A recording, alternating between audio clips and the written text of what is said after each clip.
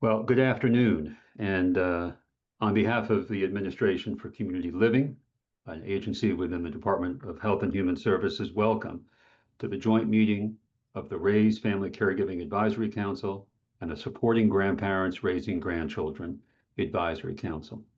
We have brought these two august councils together today to have a further dialogue about an upcoming update to our national strategy to support family caregivers. I want to take a moment and thank the council and express our deepest gratitude at ACL for both councils' incredible efforts and hard work as we seek to update the strategy. We're making excellent progress. What I want to do now is just issue a couple of reminders and then walk through our agenda. So today's meeting is going to be recorded, and we also have, of course, ASL interpreters here as well. So I just want to remind all of our council members, as well as all of our presenters, to speak slowly, speak clearly, and mute if you are not speaking yourselves. We'll have the presentation materials on acl.gov on the RAISE and SGRG sections or pages of that website on or about Wednesday, May 13th, about 2 weeks from now. And of course, if you have any questions, we have our emails on there for both the RAISE and the Supporting Grandparents Raising Grandchildren Councils. We're going to have a very substantial agenda for you all today. We're going to have three major panels that are based on the feedback we've received from council members about different areas that they wanted to investigate as they seek to update the national strategy. The first is a view from the states, the implementation of the national strategy to support family caregivers. The second large panel after a break will be on kinship care. We used to call this grand families care, but in our effort to be more up-to-date and inclusive, we have adapted the title kinship care because in many ways it is a bunch of different relatives in addition to grandparents that are caring for younger children. Our final panel will be on care coordination and the integration of the caregiver to care teams regarding the care recipient. And then we will adjourn, and we're hoping to come back for a meeting sometime in the middle of the summer. I would like to welcome, if I can, our first speaker, Mary Lazare. Mary is the Principal Deputy Administrator, serving as the senior official performing the duties of the ACL Administrator and the Assistant Secretary for Aging. Hello, Mary. There you are. Great to see you. And I couldn't get that camera on for a minute. Great to see you. Good afternoon. All right. Thanks, Jonathan. And thanks for the introduction and explanation of the day. I'm pleased. I'm actually more than pleased. I'm really thrilled to have this opportunity to convene the second joint advisory meeting for the 2026 convening of the RAISE. And I'm going to go through that whole name. So for those of you who haven't had the opportunity to be involved in one of these convenings, this is the Recognize, Assist, Include, Support, and Engage, the RAISE. And the second council is Supporting Grandparents Raising Grandchildren. And as Jonathan just mentioned, they'll get more into kinship circle of people that are involved with that. So both of these councils have come together today, and I want to take a second to thank you for those of you on this council, those of you on this call listening in who have been part of this strategy. Thank you so much for what you have done and what you are doing, because what you are doing as caregivers is to me, it overwhelms me to talk about it sometimes, because you're doing it out of love. And I know that it's a necessity, and I know that it's a task that certainly takes time and it causes stress. But boy, it's done out of love, and there's no better way for someone to receive care, nor for someone to give care than out of love. So to all of you, our respect, admiration, and gratitude. So thank you for joining us today as we focus on three critical areas of the 2022 national strategy that was established. And the three areas we're going to focus on are state implementation, kinship care, and care coordination. So, we're fortunate to have leading experts, to have thought leaders, practitioners who will inform and help support the deliberations of these two councils today. And I do want to take another second to say, for those people who are on this call who are direct care workers or direct support personnel, please know that we thank you for your tremendous service. Some of that is paid caregiving, as important as those who are able to give it out of love. For those who don't have a kinship circle, you are so needed. So we thank you for the work that you're doing as well. It's important to all of this. So these two exceptional councils continue to demonstrate strong momentum. Thank you for your work and your effort on that, and meaningful progress in advancing that strategy of 2022. So the task before these two joint councils is both complex and compelling. To assess what we've learned since the strategy first was released, and to reflect on where we are today, and identify how we're emerging with new models and what can be replicated, how do we spread this good work. So your work today reflects both the urgency of the need and the depth of expertise that's required to advance this work.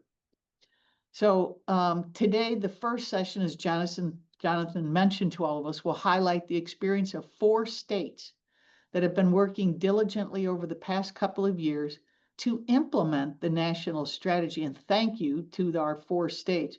And then following that panel, the discussion you'll hear is from national caregiving leaders and subject matter experts with a focus on kinship care, as he mentioned, and care coordination. So 2 areas that are indispensable to strengthening the broader caregiving ecosystem. That ecosystem I talk about all the time. Every time I say 63 million people are doing this, my God, the bedrock of our care system in the United States. Again, I'm saying it's out of love, is a value that we have to support because it's cherished, it's needed, and it makes us who we are. So as outlined in the strategy, supporting family caregivers is a shared role across federal, our states that we're going to hear from, and local governments as well as non-for-profit sectors and private organizations. So we thank them for their help and their expertise and their leadership in advancing the work of these councils. So progress depends on coordination at all levels, collaboration at all levels. So thank you to everyone on those efforts. ACL serves as that lead entity with the 2 councils, helping to set the vision, establish priorities, and aligning resources to help make this work move forward and address the critical need. But however successful, the implementation extends well beyond the federal contribution. And I know this all too well because when you hear someone here in the office say, we're far removed from this. And I said, yes, but it's so fantastic to know that what happens, say, here in a convening, and we're sitting here and talking about this, trickles down through states doing implementation models and expanding, replicating, community-based organizations, faith-based organizations, professional organizations, philanthropy.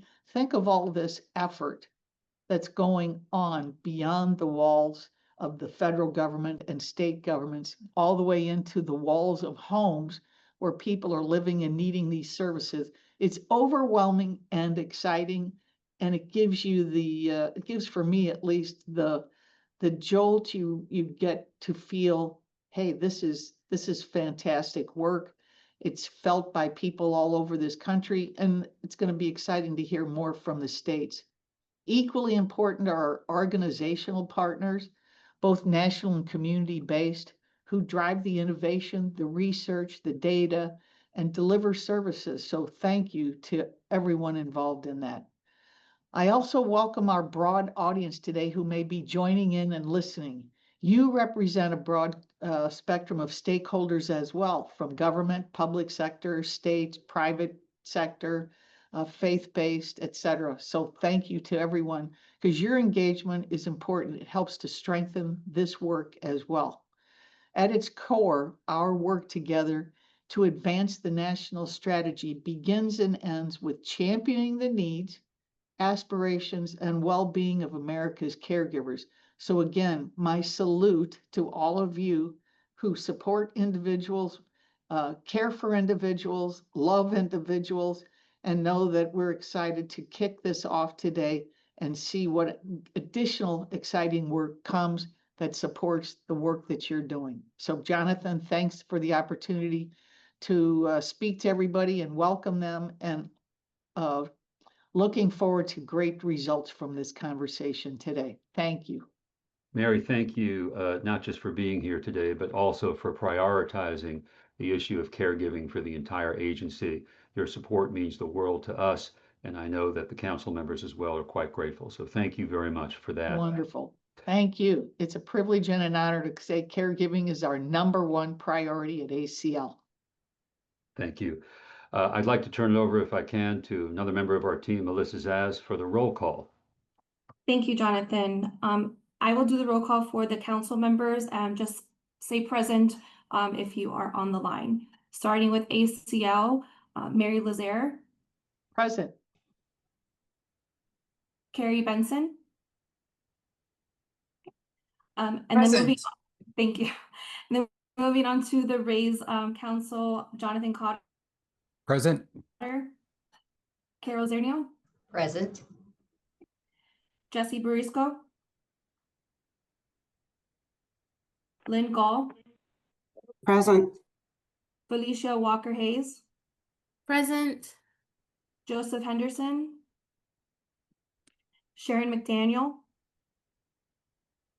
Daniel Murphy. Denise Myler. Nancy Ritchie.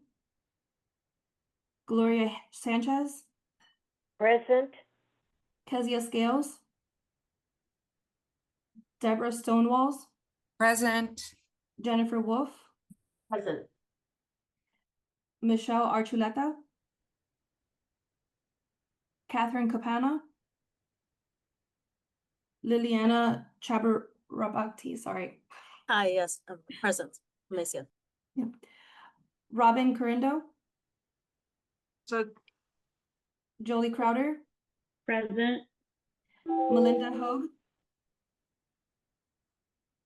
Amelia Carricker. Helen Lamont. Diane Mitchell. Carmen Sanchez. Lisa Shefferly. Courtney Simmons. Samuel Smith. Jody Sumaraki. Kim Vitelli. Present. Joan Weiss. present. Moving on to the SGRG Council, Keith Lohorn. Present. Donna Anguina. Present. Anna Beltran. Present. Antisha Chesterton. Carol Cox. Present. Megan W. McNabb. Present. Bert Hayslip. Cheryl Miller. Present. Michelle Archuleta.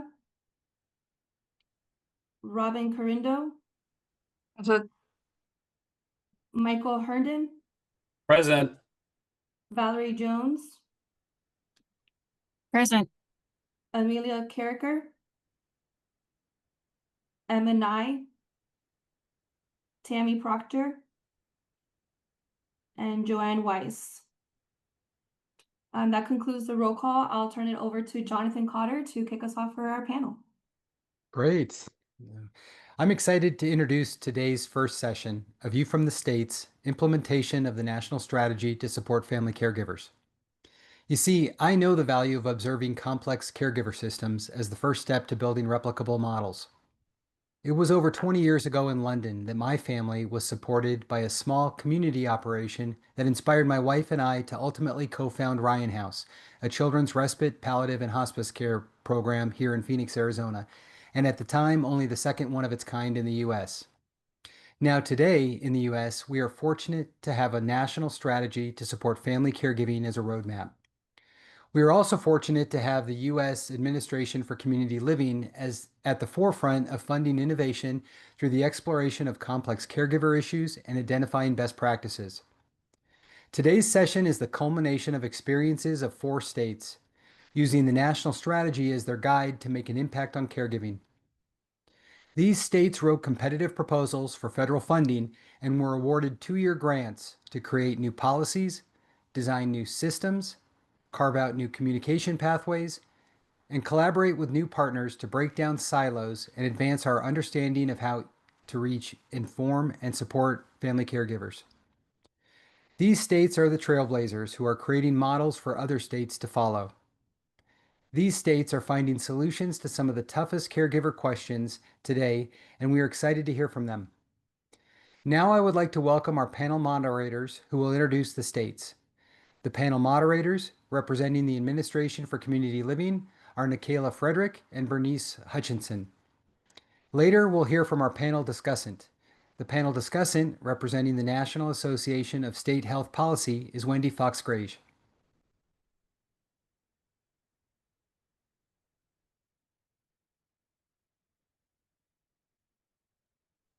Thank you, Jonathan. Good afternoon. I'm Bernice Hutchinson, and we're pleased to introduce the inaugural cohort of the federally funded projects advancing state implementation of the 2022 National Strategy to Support Family Caregiving. Since September 2024, 4 states, California, Maryland, Massachusetts, and Wisconsin, have translated their ideas into action by developing policy, building infrastructure, fostering public and private partnerships, engaging caregivers, designing scalable models, and measuring their impact. Each of the 4 state units on aging was charged with, first, advancing at least 3 of the national strategy's 5 goals. Second, collaborating with their state developmental disabilities agency and working with at least 1 other or additional state partner. Strengthening their National Family Caregiver Support Programs under Title IIIe of the Older Americans Act, and engaging Title VI tribal organizations. Today's panel will reflect on each state's progress, not only where they've been, but where they are now, and where they're headed in advancing state implementation of the strategy. This discussion offers an opportunity to learn how these experiences can inform future updates of the national strategy, while providing other states who are listening in with models for potential replication. Nikayla Frederick and I serve as co-federal project officers for these grants and are honored to co-moderate today's panel. I'll now turn it over to my colleague, Nikayla Frederick, to introduce our distinguished panelists. Thank you, Bernice. Please join us in welcoming our esteemed panel, Sarah Steenhausen, Deputy Director of Policy, Research, and Engagement for the California Department of Aging, Molly Wisniewski, Family Caregiver Program Manager of the Maryland Department of Aging, Molly Evans, Senior Manager of the Massachusetts Executive Office of Aging and Independence, and Lynn Gall, Manager of the Wisconsin Department of Health Services. Could each one of you please take a moment to introduce yourself, give an overview of your project, and share what specific goals of the strategy your efforts are focusing on? We'll start with Sarah. Wonderful. Well, thank you so much, Nikayla and Bernice, for inviting us to participate in today's conversation. But I also want to start by thanking the RAISE Council, as well as our partners at the Administration for Community Living, for identifying such an important population to support to help people age with dignity in the settings of their choice. I will say that the national strategy that was developed has been really useful to California as we adapt our own our own state strategy for family caregivers and develop a roadmap for that. And as we align with our master plan for aging. And in particular, this work has helped us to advance our goal 4 of the master plan for aging, which is caregiving that works. And we've been able, through this grant, we've been able to leverage a lot of our other initiatives and align with system change that impacts how people navigate services, how they access services, and how we support our workforce. So just briefly, our grant is called CalCares, which stands for CalCares Caregiver Awareness, Resources, Education, and Support. And this effort aligns with the national strategy goals 1, 2, and 3. Our partnerships have been really critical to this effort, specifically our partnership with the Department of Developmental Services and our partners in the intellectual and developmental disabilities community to think about how we can better support the population of caregivers who are supporting their adult loved ones with intellectual and developmental disabilities. We're also partnering with 3 of our area agencies on aging in rural and more suburban areas of the state. We've partnered with U.S. international media to advance an awareness campaign and leverage the media as trusted partners to help inform how caregivers view themselves and identify themselves. And we've also partnered with our academic partners to help us curate an inventory of resources and trainings that have been developed through another workforce initiative of ours called Cal Grows. So taken together, the 3 key components of this initiative are first, raising awareness through media engagement.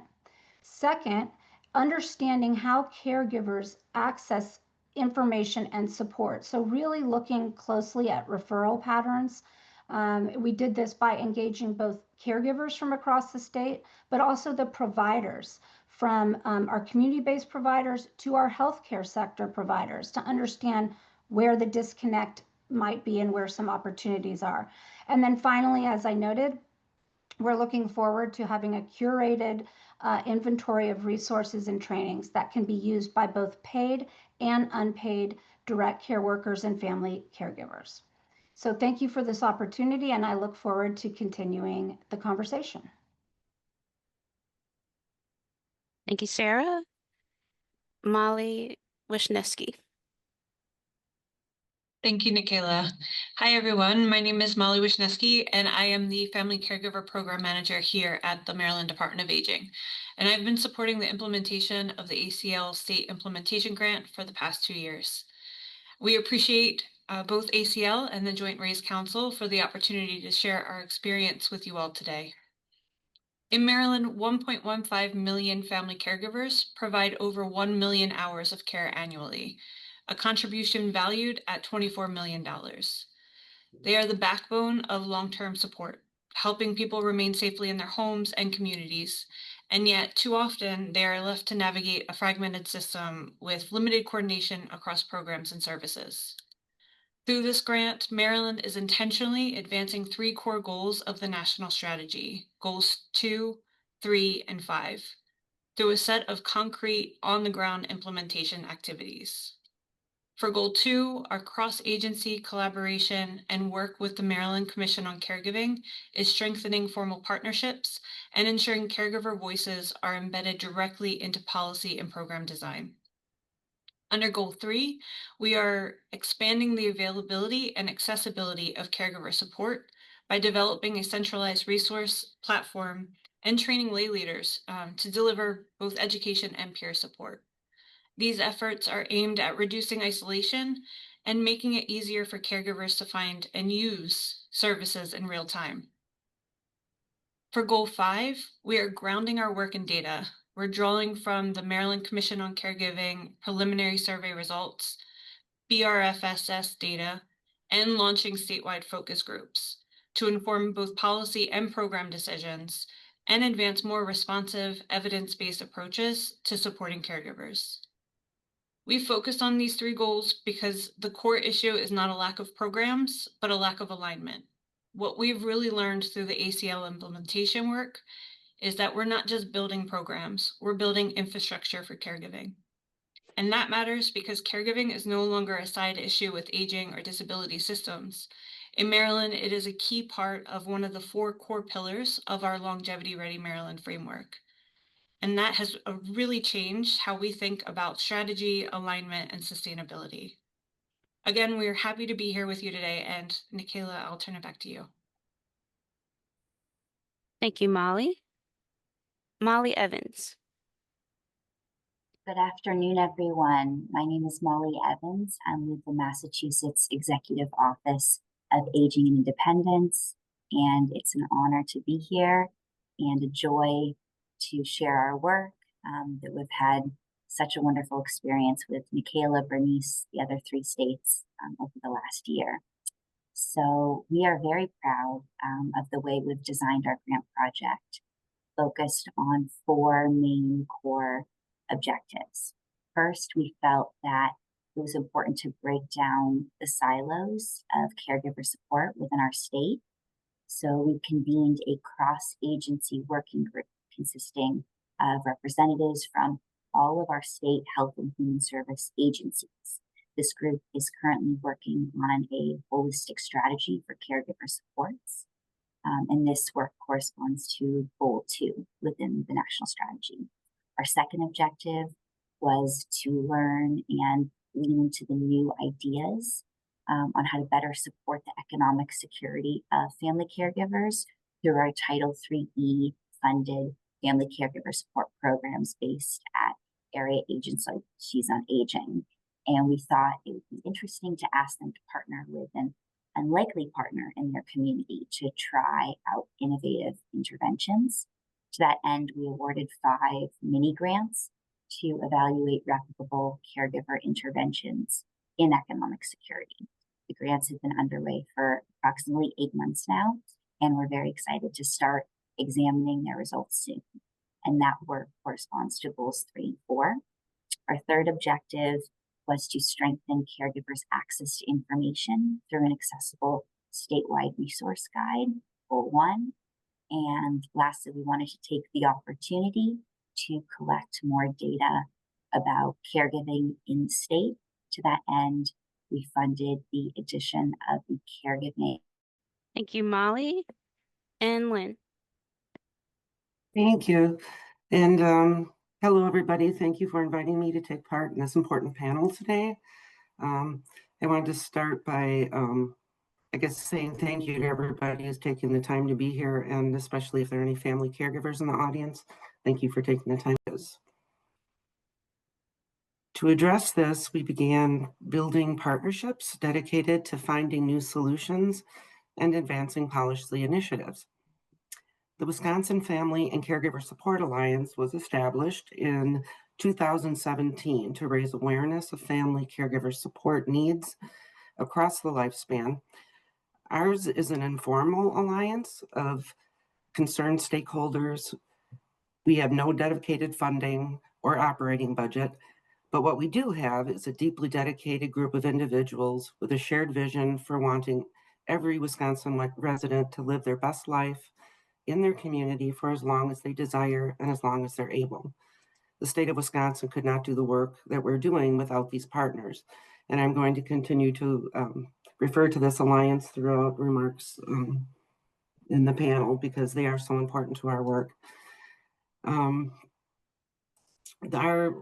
We applied for this grant with the alliance, representing organizations across the state and across service sectors, including state and local governments, aging services, academia, developmental disability and sibling support organizations, and respite services, and to use the advancing state implementation of the National Strategy Grant to achieve these main goals.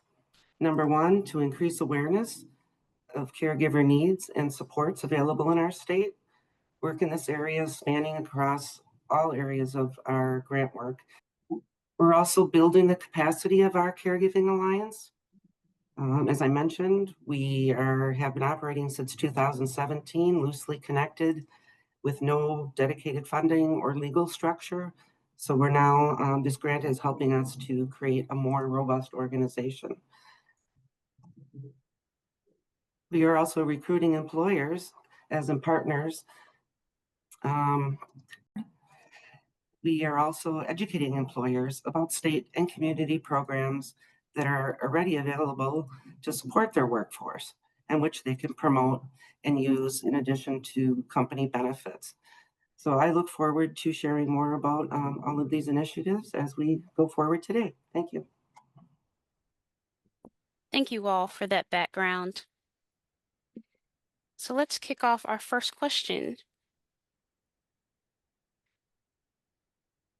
We're going to start with California, which is used to inform the 2026 strategy update.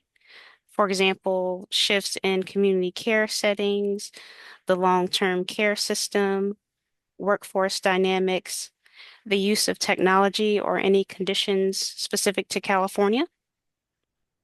Yes, thank you so much, Nikayla. It's such an important question. And I'm just going to provide an overview of some of the key changes and trends that we have witnessed since the release of the 2022 National Strategy, as well as some of the lessons we've learned through implementation of CalCares.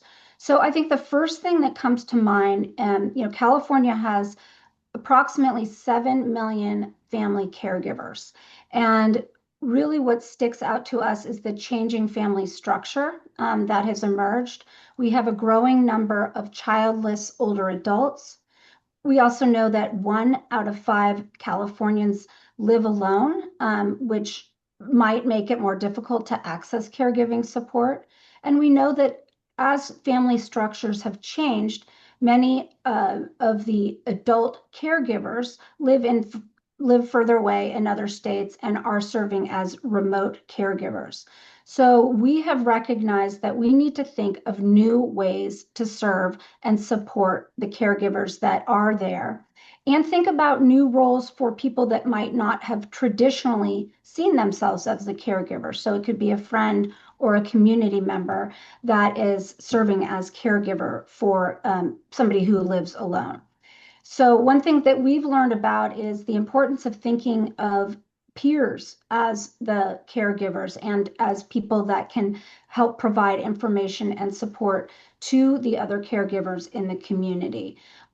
So how might we leverage people who have served as caregivers in the past to serve as trainers of those who are caregivers right now in their new roles, whether it be remote caregivers or whether it be other friends and family who are serving as caregivers. 2, we have seen with the data from our caregiver resource centers in California, much more complex care being provided by our family caregivers.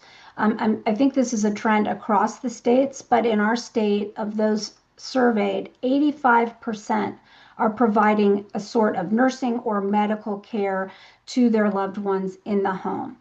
All of this has suggested that we need to make sure that people and the caregivers have access to the trainings needed to provide the care to their loved ones in the home. Otherwise, they face potential reinstitutionalization or hospitalization. And we're very excited about leveraging the trainings that we already have to help support this need. The third is an issue stemming from tremendous system fragmentation. So when we've spoken with both caregivers and home and community-based service providers, as well as our healthcare partners, they've spoken a lot to the tremendous divide between all of the different programs and services that are available to serve caregivers, both in the community-based setting and then starting in the healthcare setting. There's really a need for a single source of truth. So one place that people can go to across the state, not necessarily saying it's a one-door system, but this kind of gets into the no wrong door approach. How might we stand up a statewide website, but that also has on the back end of the website the ability to exchange data between providers so that you can have a much more seamless system and with warm handoffs for caregivers and for their loved ones as they navigate the service delivery system. And we've also learned that people don't want to always have to rely on the internet. They want somebody to talk to, whether it be over the phone or in person, but we have to think about different modalities about delivering the information to help people access the services they need.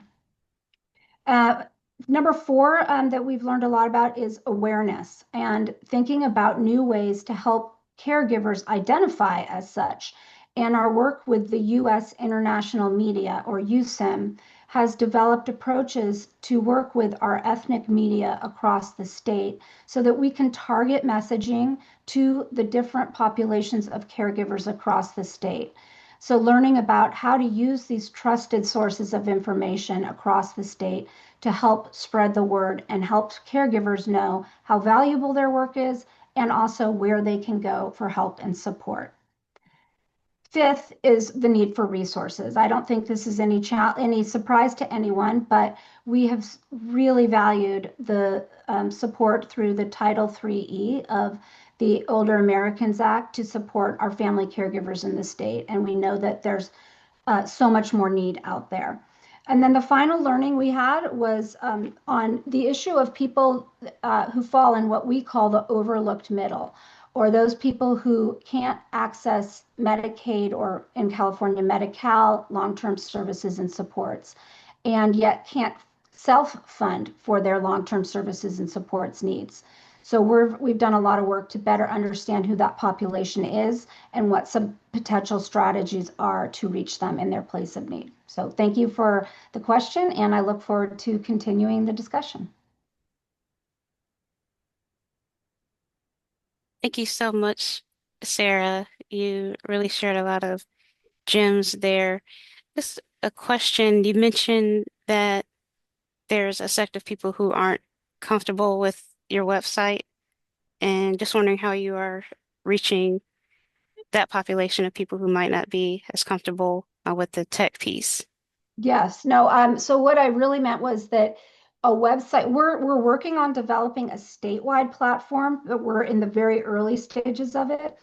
What I was pointing to is that we can't just rely on a website to help people access the information they need. I would say it's essential, but it's not the only way. So how else do we reach the people who aren't wanting to use, the website or any sort of technological support?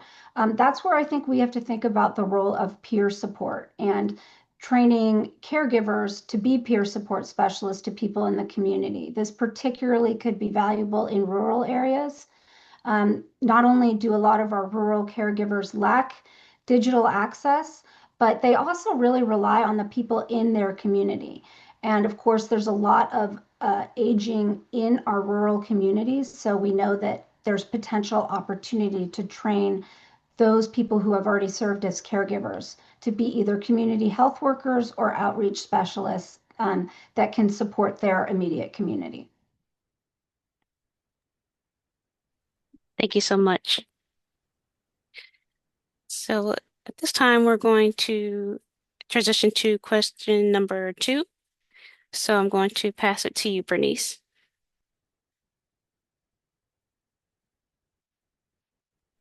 Thank you so much, Nikayla. So Molly Evans of Massachusetts and Lynn Gall of Wisconsin, we're asking you to lead our conversation on this question. And the question is, are there systemic or structural aspects of caregiver support that are providing or proving to be more complex, interconnected, or difficult to initiate, develop, and sustain? Why don't we start with you, Molly?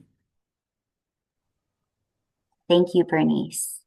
The more we've dug into this work, the more we find structural barriers that we need to unpack and address.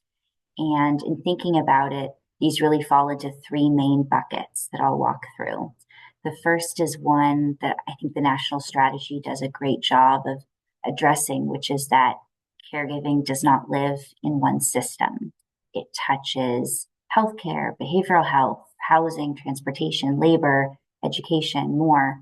And that interconnection is both the insight and, of course, the challenge. You can't solve it from a single agency or a single program, and it often results in fragmentation and difficulty navigating supports for the family caregiver.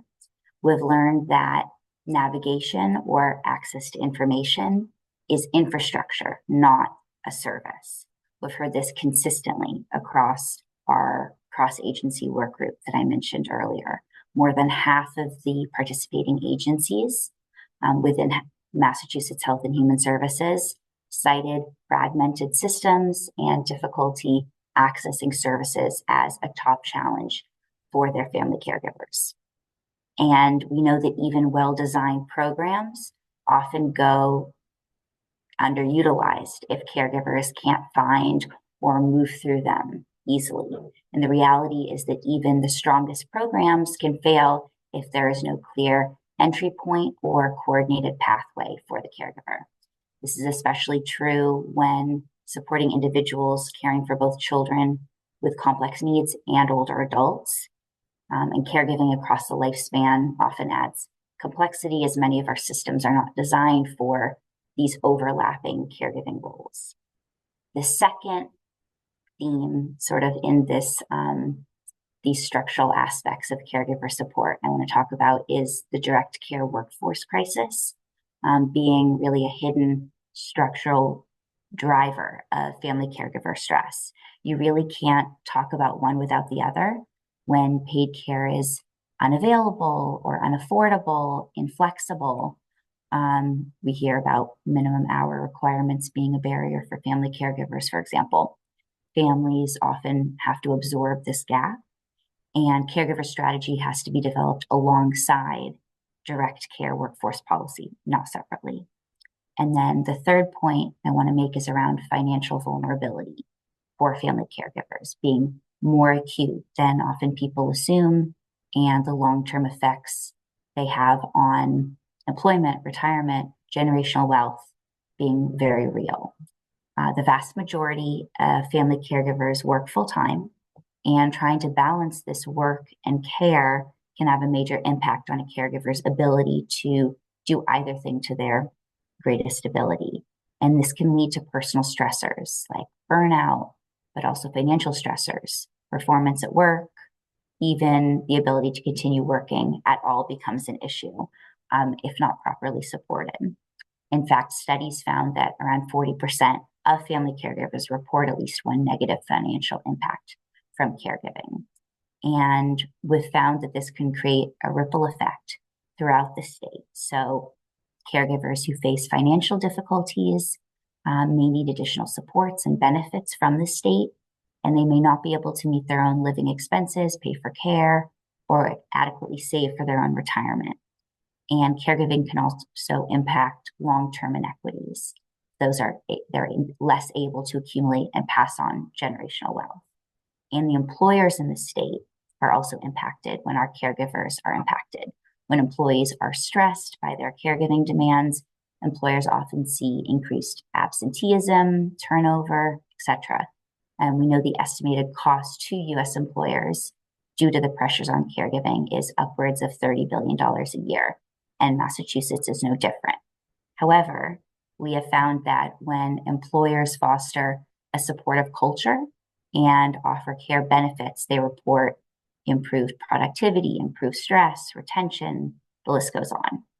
So in Massachusetts, our Department of Health and Human Services decided to test this, to walk the walk. And, if we're talking about the importance of this, we need to do this with our own employees. And asked in our first ever all-employee survey if the respondent was in fact a caregiver.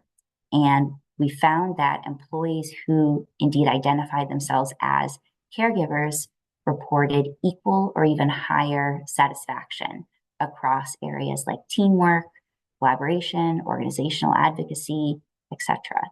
And this really challenges the assumption that caregivers are uniformly strained and opens the door to a more affirmative case for workplace caregiver supports. And I can Thank you turn it so over much, to- Molly. And I'm wondering if you can shed some additional light on that survey. How pervasive was it throughout your state? How many participated roughly? And where do you go from here with the surveying? Yeah, it's a great question. Thanks, Bernice. So this was a survey. It's funny, we have, I believe the number is tens of thousands of employees within Health and Human Services. So this was a very large survey. And what I had heard is it was the first time that there was sort of a cross-agency employee survey like this. And it addressed other questions having nothing to do with caregiving, but we fought really hard to have that caregiving question asked. And that's because we've read a number of studies in our work with the Caregiver Coalition, which I'll talk about a little bit later, about how employers important the support of caregiving employees is, but even asking the question, are you yourself a caregiver, can be very helpful in the caregiver identifying and seeing that the employer supports them. So for us, that was really important. We wanted to know how prevalent is caregiving amongst our employees. And you asked the question, where do we go from here? I don't think this is the end, but I think it's the start of really supporting the caregiver workforce within the state and, working for the state and not working for the state. So we just felt that we couldn't advocate as an employer unless we walked the walk ourselves. So thanks for that, Molly, and for demonstrating how complex and interconnected something like putting a survey out to all state employees might be and what it illuminates. We're going to shift over to Lynn now, Lynn Gall of Wisconsin. Same question. Are there systemic or structural aspects of caregiver support that are proving to be more complex, interconnected, or difficult to initiate, develop, and sustain? Thanks for that question, Bernice. And Molly, you did an amazing job covering so many important points that I completely agree with you. Some others, I guess, that come to my mind, first and foremost, our public financing for caregiver support and in-home care continue to be difficult to secure at the state and federal levels. While policymakers can generally agree that family caregiving is an important topic that touches nearly everyone in society and which everybody cares about, at the end of the day, budget priorities don't always reflect that reality. One thing that could have a great impact is a more detailed articulation and messaging about how and why states and local governments should be investing in supporting family caregivers, and also a clear explanation about the return on investment that can be expected by investing in caregiver supports. Return on investment is often measured in public dollars being spent and public dollars being saved. But it can also be measured in the value of impacts on communities in terms of their economic growth and retaining tax-paying residents. Because if families don't have access to services in the community, those services that they need, they're likely to move to other locations that do offer them. So, this is true for both working age family caregivers and also anyone who might just be growing older. So in Wisconsin, we are seeing respite and care provider shortages affecting residents who are living in the more rural areas of Wisconsin, especially up north. People who once hoped to retire and maybe have a dream cabin up north, they find themselves facing new realities. a shortage of healthcare and long-term care providers, as well as a shortage of workers in other sectors that you need to live in a community as well. That's changing a little bit in what it means to grow older in a rural community. So the reality is now that retirement and aging in place are going to be more difficult in some parts of our state than others. So that's, whether you say that's a structural aspect, it's a structural aspect of our state for sure. As in other states, Wisconsin has competing political priorities and political differences that continue to slow or even completely stop progress at times. Bipartisan dedication to prioritizing family caregivers is needed at the state and national level in the years ahead, and we have work to do on that yet. A bright spot for us in Wisconsin was in 2019, we had a governor's task force on caregiving, which drew on data and expertise from a wide array of stakeholders. That task force developed 16 recommendations for supporting family caregivers and the direct care workforce. However, only a few of those recommendations were implemented by the Wisconsin legislature in part or in whole. And as a result, most of those recommendations coming out of the task force saw little or no movement. So I kind of look at that as something, we did as an alliance. Our alliance took on a lot of those recommendations that didn't see any movement. We grabbed onto those and said, okay, our alliance is going to try to move these forward as best we can. And we did have some positive results in that, but definitely not as effective or as far reaching as successes through the legislature would have been. But I'm thankful to RAISE and their SGRG councils and to ACL for clearly outlining concrete steps that our states, counties, and communities and others can take to improve support for our families and friends who need short-term and long-term care in their homes. Strong commitment and leadership at the federal level definitely has made an impact on our ability to promote improvements in state and local programming.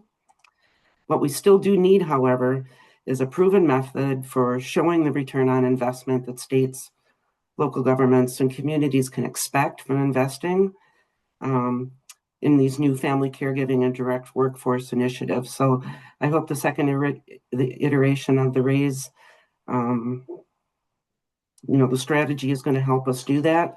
And because that's really important, I think, to getting through some of these systematic barriers that we might face. So thank you. Great. Thank you so much, both Molly and Lynn. I'm going to turn it over to Nikela now for question 3. Thank you, Bernice. Switching gears, Molly Wisniewski, while this is not a focus area of your project, this is an area that impacts wider forces around your efforts, so we want to acknowledge it.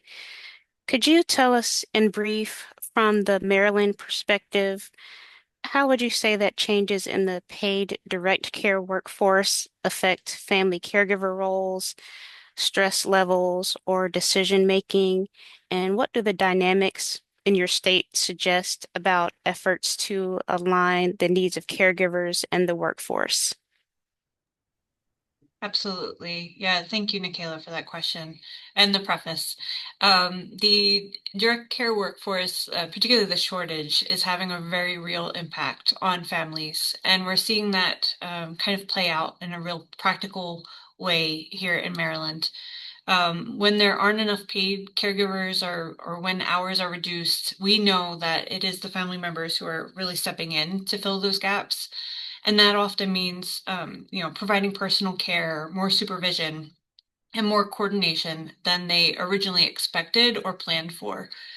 So caregiving becomes more intensive and often overnight without a corresponding increase in support.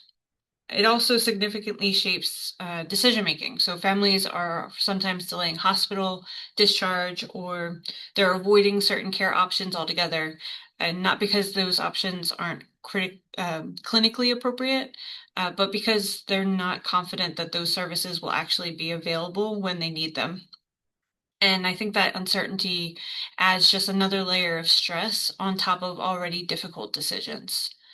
So over time, that dynamic contributes to higher levels of caregiver strain and burnout, especially for people who are already balancing work and, other responsibilities.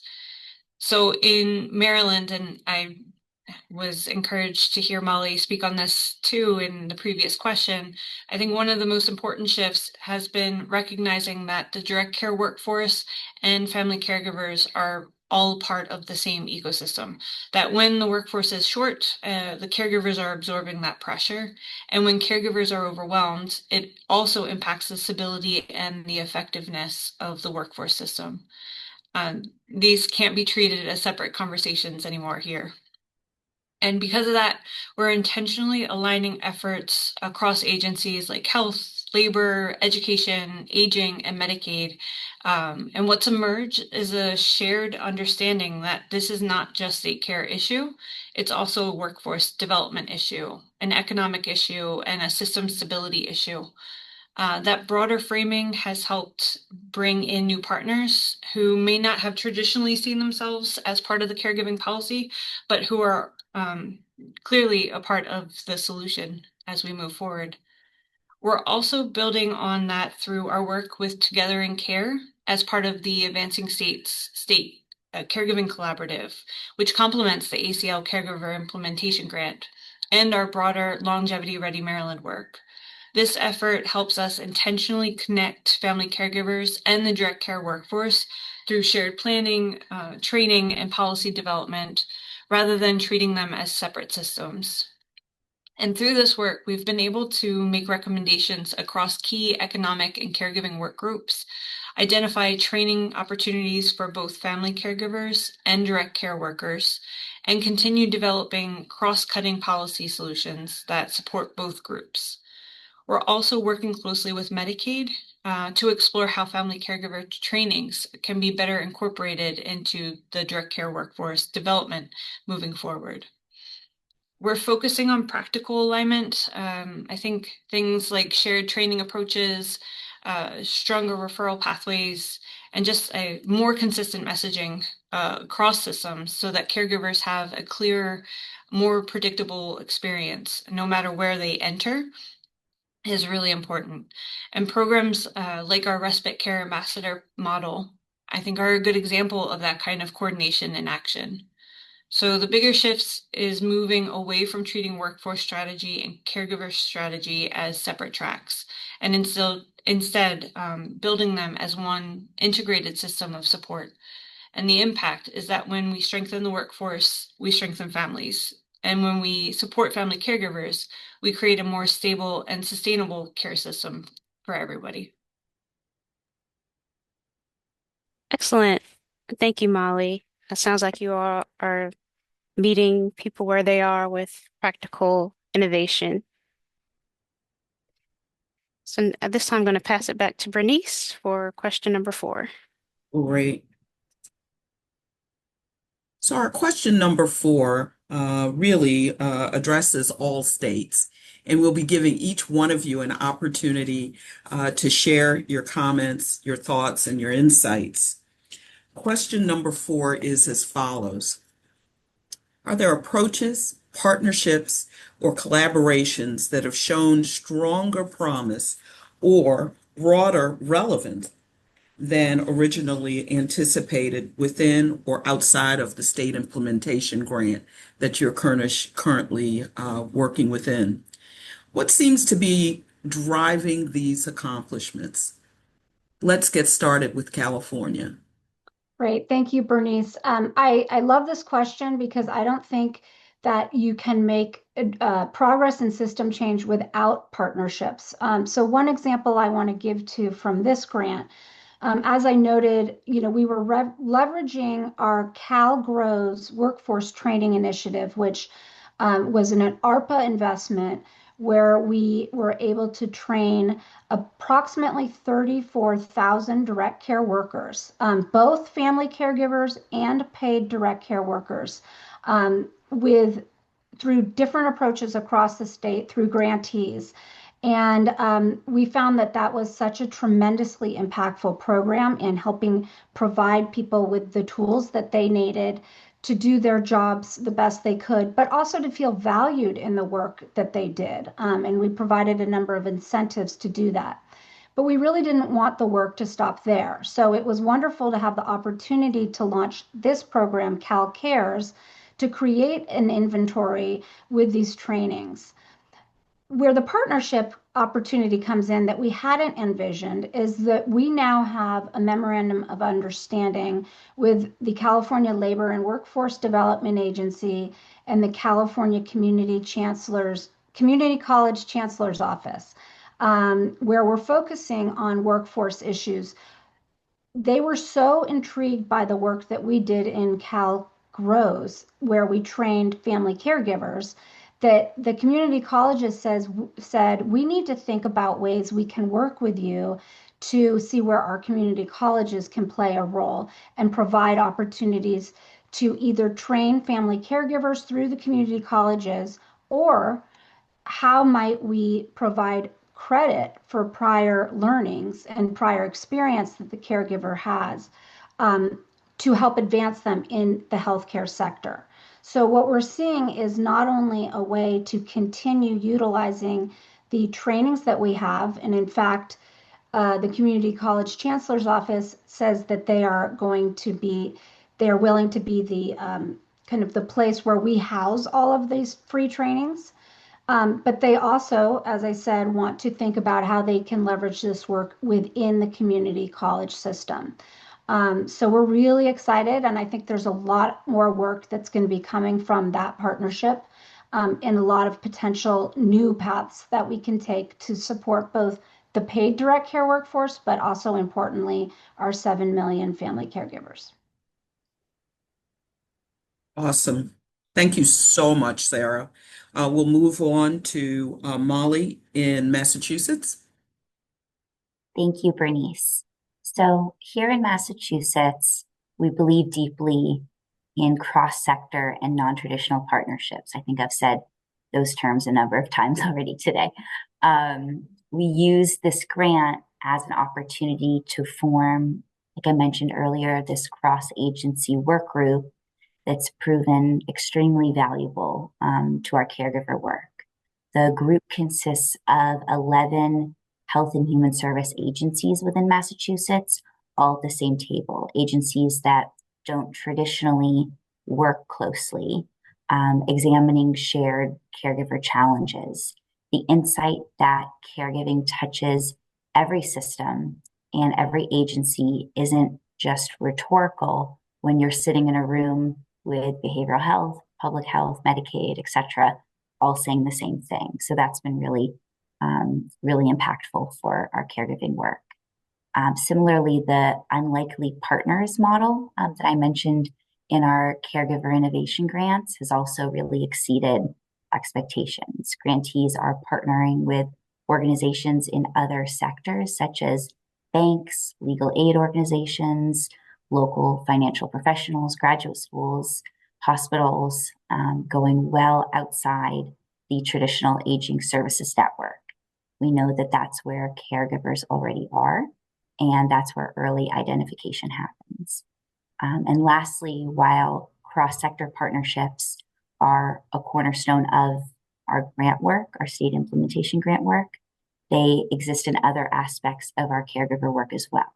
So for example, the Massachusetts Caregiver Coalition, which I mentioned previously, the cross-sector group that advocates for workplace supports for family caregivers and also supporting the employer, is now housed within the Executive Office of Labor and Workforce Development in Massachusetts. And the group has grown into something really impactful in recent years since making that transition. And its placement there just last year is in and of itself a signal that caregiving is a workplace issue and not just an aging issue. And the public-private structure has brought in employers in ways that purely public programs can't. So. Great. Back to you, Bernice. Molly from Massachusetts, before we move on to Maryland, can you shed just a little more light on your high-low process? you did some amazing things at the state level, but in the community, you provided small grants in unlikely places, as you said, to really test out promising practices at the community level. Can you just say a couple of words about those mini grants and what you believe they are doing and what they'll lead to in the future? Bernice, you're actually reading my mind, because I think in question 5, we're going to talk a little bit about next steps and what we've learned. And a lot of what we've learned has, just like you said, come from these community organizations and from the ground up. Because like you said, they have formed these unlikely partnerships and really grounded the work in what they are already doing. These are organizations that have been working for years, day in and day out, with family caregivers, and developed these really, really innovative, exciting models to support caregivers' economic security. And they show really great promise for sustainability and social isolation of the family caregiver. They've really blended a lot of different types of caregiver supports in these models. So I think when we go to question 5, I'll shed some more light, but if folks have other questions, I can elaborate as well. Perfect. Just a bit of a teaser for question 5. So Molly in Maryland, we'll come to you. Same question. Are there approaches, partnerships, or collaborations that have shown stronger promise or broader relevance than originally anticipated within or outside of state implementation grant? And what seems to be driving these accomplishments? Absolutely. Thank you, Bernice. Mhm. Yeah, partnerships have really been the foundation of this entire effort. And honestly, one of the biggest lessons we've learned is that the change that we're hoping for doesn't happen in isolation. It happens through these relationships and shared ownership of the work. One of the strongest examples here in Maryland has been our partnership with the Maryland Commission on Caregiving. That structure has been incredibly important to us because it gives us more than just a meeting space. It really gives us a formal cross-agency mechanism for accountability and alignment with caregivers at the table. It brings together caregivers and state agencies like aging and health, human services, disabilities, and veterans, as well as other community partners, so that caregiving is not just addressed in silos. It also creates a continuity, which is critical because caregiving work can't depend on just one person or initiative. Another partnership we wanted to highlight that has really exceeded our expectations is our collaboration with Johns Hopkins University School of Nursing and the Maryland Information Network through 211 Maryland on the Johns Hopkins Memory Care Family Checklist. This has been a really strong example of taking research and translating it into something that's practical and usable for families. Instead of caregivers having to search through multiple systems, the checklist helps them identify needs, generate personalized recommendations, and connects them directly to Maryland Access Point, which is our ADRC system here in Maryland. And that kind of research to practice translation has broader relevance well beyond dementia care. We've also learned a great deal from our national partners like ACL, NASHB, and ARC, especially in shaping our respite work. Their expertise helped strengthen our respite care ambassador model and gave us access to national best practices and examples from other states. That helped us think bigger than just the implementation. It helped us think about sustainability and scalability. I guess just as importantly are our local partners, our AAA network, kinship navigators, and community-based organizations. They've been essential in just making sure that we're reaching caregivers where they actually are and not just where our systems assume that they are. And they've helped us stay grounded in real experiences and local realities. I think the real lesson is that the partnerships are not supplemental to the system change, that they are the system. And when collaboration is built into implementation, it's not treated as just an afterthought, really. It's the work that becomes stronger and more sustainable, and it's far more likely to outlast any single initiative. And I think this reinforces that the next national strategy should really continue to prioritize cross-sector infrastructure, not just direct services, because lasting caregiver support really depends on how systems and the people driving those systems can work together. Perfect. Thank you so much. And Wisconsin, if you will just bring us home with this question. Sure, thank you. I have to say that connections that we made with workplace wellness professionals while promoting employer engagement, they have been greater than what we originally anticipated.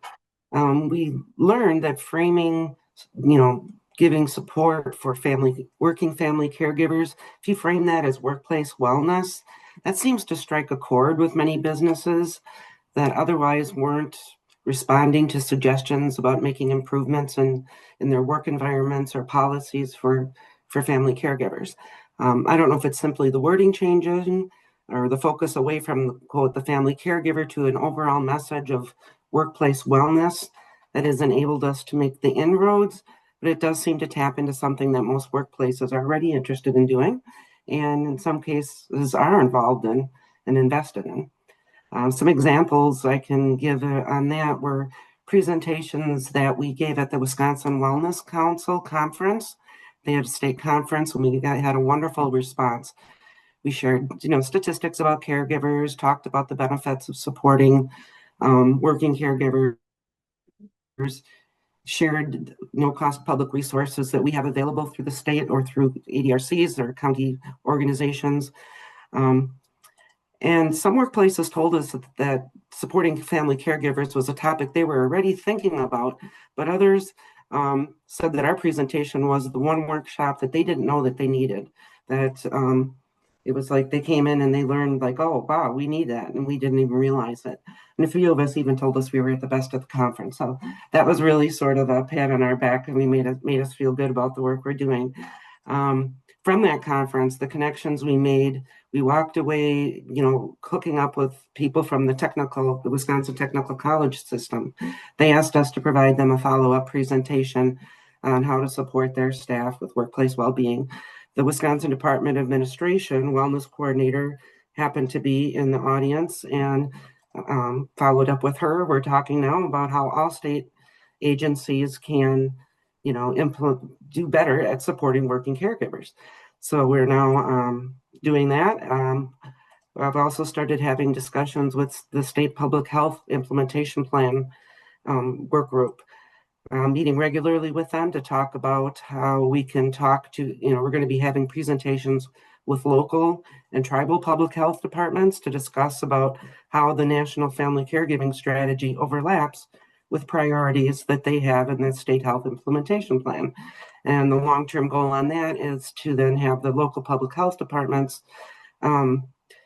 identify family caregivers as populations to prioritize in their local public health plans, realizing that supporting family caregivers makes an overall healthy community. So that was like sort of, oh, we didn't know it was going to go there. Another connection we made was with the Summit Credit Union. It's a Wisconsin-based credit union. They happened to be at this conference as well as an exhibitor, and they started going, oh, yeah, we love family caregiving. We do community projects all the time. We can support things you're doing. And we made that connection, including we just recently were able to post on our website a portal that Summit Credit Union created that links caregivers to all sorts of financial resources, things that they might need for planning, understanding the importance of advanced directives, planning for the future, and making wise budget decisions. And those are all things that they provide for free without a sales pitch that family caregivers can now get access to from our Family Caregiver Support Alliance. And really, just as others had said, breaking down those silos within state government has been something we've done. The one other thing I want to point out as far as a connection is that we, as part of this grant, we created a training that was really meant for any professional who is working with family caregivers. They complete this online training. It was a partnership that we created with the University of Alberta in Canada, and they basically let us use their training. We just transcribed it, took out the Canadian statistics and other things like that, and modified it for Wisconsin, which is absolutely wonderful. Our original goal was to create that training, have people take it, and then we're going to measure the impact. But just as we were releasing it, I learned that one of our own Alliance members with ties to the University of Wisconsin in Madison, and I'm sorry, I know I am talking too fast, aren't I? In Madison, had chosen to require that her students take this training. And they were going to take this along with other materials in her class, and they'll use that as a basis for establishing a weekly family caregiver clinic within an established clinic. It'll be a pilot site staffed by nurses in training to interact with family caregivers to ensure that the family members and friends who visit the clinic with their care recipient, that they feel recognized for their important role and are offered resources right there at the clinic.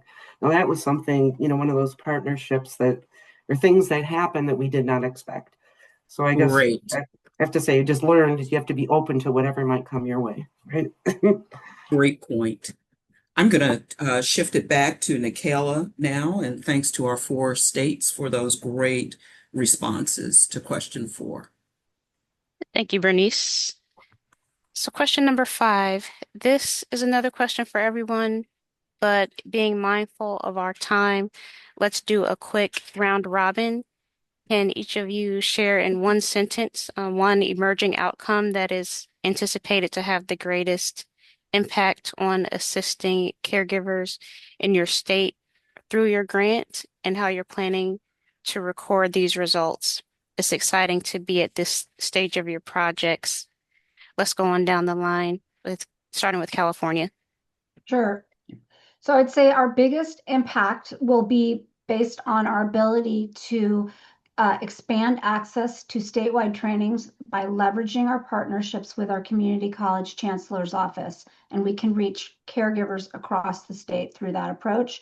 And we also can use everything we've learned in our awareness campaign and understanding the referral pathways for caregivers to incorporate that into how we outreach and engage people through our community college partners. Thank you. Marilyn. Thanks, Nikayla. I think for us, the success would really be measured by whether caregiving becomes easier to navigate and less overwhelming for families. So if caregivers can find help faster, experience fewer dead ends, and just, I guess, feel more supported, then we know that the system is moving in the right direction. And the goal would not just be to count the services. It really is to understand whether the system is actually working for caregivers. And data should help us see both the reach of our efforts, but then also the real life experience behind them, because both are going to be necessary for meaningful reform as we move forward. Thank you. Massachusetts. Thanks, Nikayla. If I had to pick one, it would be, like Bernice mentioned, the innovative service delivery models that our caregiver innovation grants are testing, one of which being a peer-based respite cooperative model that pairs technology with locally based networks to facilitate peer respite, that if it scales, expands program capacity without proportional cost increases while addressing social isolation, and another being the development of a volunteer workforce in which a caregiver specialist is trained as a champion teacher and then trains both volunteers and caregivers. That creates the multiplier effect that Title III staffing dollars alone can't achieve. So those two sort of, among other models from the other grantees, show promise for scalability, cost effectiveness, social connection, all of those things. Thank you. And finally, Wisconsin. I would have to say that improving our outreach efforts and our technology-based platforms, including the TruAlta system of education for family caregivers, is going to be probably the greatest impact that we're going to see. And it's easy, luckily it's easy to track those things with their technology. You can track hits and how much people are using it. So yeah, I'm having the funding through this grant to improve all of those things and sustain those. So it's been wonderful. Okay, thank you all. Passing it back to you, Bernice, for our final question. Thanks, Nikayla. And as we close out our panel discussion, let's use that same approach in the interest of time. We'll do a very quick round robin of all 4 states, and we'll focus on one question, and that is, what do you believe is your biggest lesson learned from this grant? Let's start off with Wisconsin. I guess I'm going to have to choose, I guess, that funding matters. Funding and support matters from leadership. As I said, our alliance had very little money before we started this, but the federal support and promotion from ACL was so wonderful to hear you making this a priority. It really, really matters. I can say that at the state level, and it would be an enormous help. I mean, I would say to see money to do this kind of work, to do special projects, or to implement the strategy, to be part of what we get as funding from the Older Americans Act program. I mean, right now, most of that money goes to direct services to people in our state, which is great, but it leaves very little money left over to do things like this, which I think are important, innovative steps. So I guess lesson learned, I think it just would be wonderful if there was more money either at the state or the federal level to continue working on things like this. Great. Massachusetts, lesson learned. What's the biggest lesson learned from this grant? Now that might be the hardest question because there's a lot that we've learned through this grant, but I'll try to summarize it, Bernice. Really what we've learned here through the grant in Massachusetts is, like I mentioned earlier, caregiver support. It's not a single program. It's not a single policy. It's really a system challenge. And the most promising solutions are those that treat caregiving as shared infrastructure and connect across sectors, across partners, and make it easier for the caregiver to find and sustain support over time. Perfect. Maryland. Yeah, I am echoing my colleagues in Wisconsin and Massachusetts, and I'm sure California. One of the biggest lessons from this grant is that the innovation only really works when it's paired with flexibility and sustainable funding. And that's the ACL Caregiver Implementation Grant gave Maryland that ability to build infrastructure, strengthen our AAA network, and improve statewide coordination in ways that traditional service funding alone couldn't. And we also learned that before caregivers seek help, they first have to recognize themselves as caregivers, not just as a family member doing what needs to be done. And outreach must really focus on helping caregivers just see themselves, understand support like respite, and access help quickly when they are ready. And to continue this work, I think we need stronger alignment between grant-funded innovations, our Older Americans Act services, and long-term system sustainability. Thank you. And finally, California. Yeah, I would say it's the biggest learning we've had is the importance of meeting caregivers where they are, and they are not one population that one solution works for. So we really need to think about using the data to target approaches to the communities that are in need, and identifying ways to reach the hard to reach caregivers. Second is, we related to that, while that's critical to meet caregivers where they are, We need to double down on our commitment to building the statewide infrastructure of a web platform that is undergirded by data exchange framework so that there's a much more seamless way for caregivers to access information and to be connected through warm handoffs across the system. Thank you so much. We are now done with our 6 questions. I'm going to turn it back over to Nikayla now to lead us into the next segment of our panel. Thank you, Sarah, Molly, and Lynn, for the informative and fruitful discussion. It has been rewarding for Bernice and me as your grant program officers to see these projects bloom from conceptual proposals to real-life impacts. At this time, we would like to welcome our panel discussant and partner in the overall work of the National Strategy to Support Family Caregivers, Wendy Fox-Grage from the National Academy for State Health Policy. She'll be providing further insights and exploration of how state implementation of the strategy has developed, as she has also had the opportunity to work with our featured states and had a chance to get to know their initiatives from a policy perspective. We look forward to your thoughts, Wendy. The floor is yours. Great. Thank you so much, Nikayla and Bernice. Boy, that's a tough act to follow with those 4. I took avid notes. Just to give you a little perspective, and then I'm going to give you my big 4 takeaways from these state presentations and what they've been able to accomplish.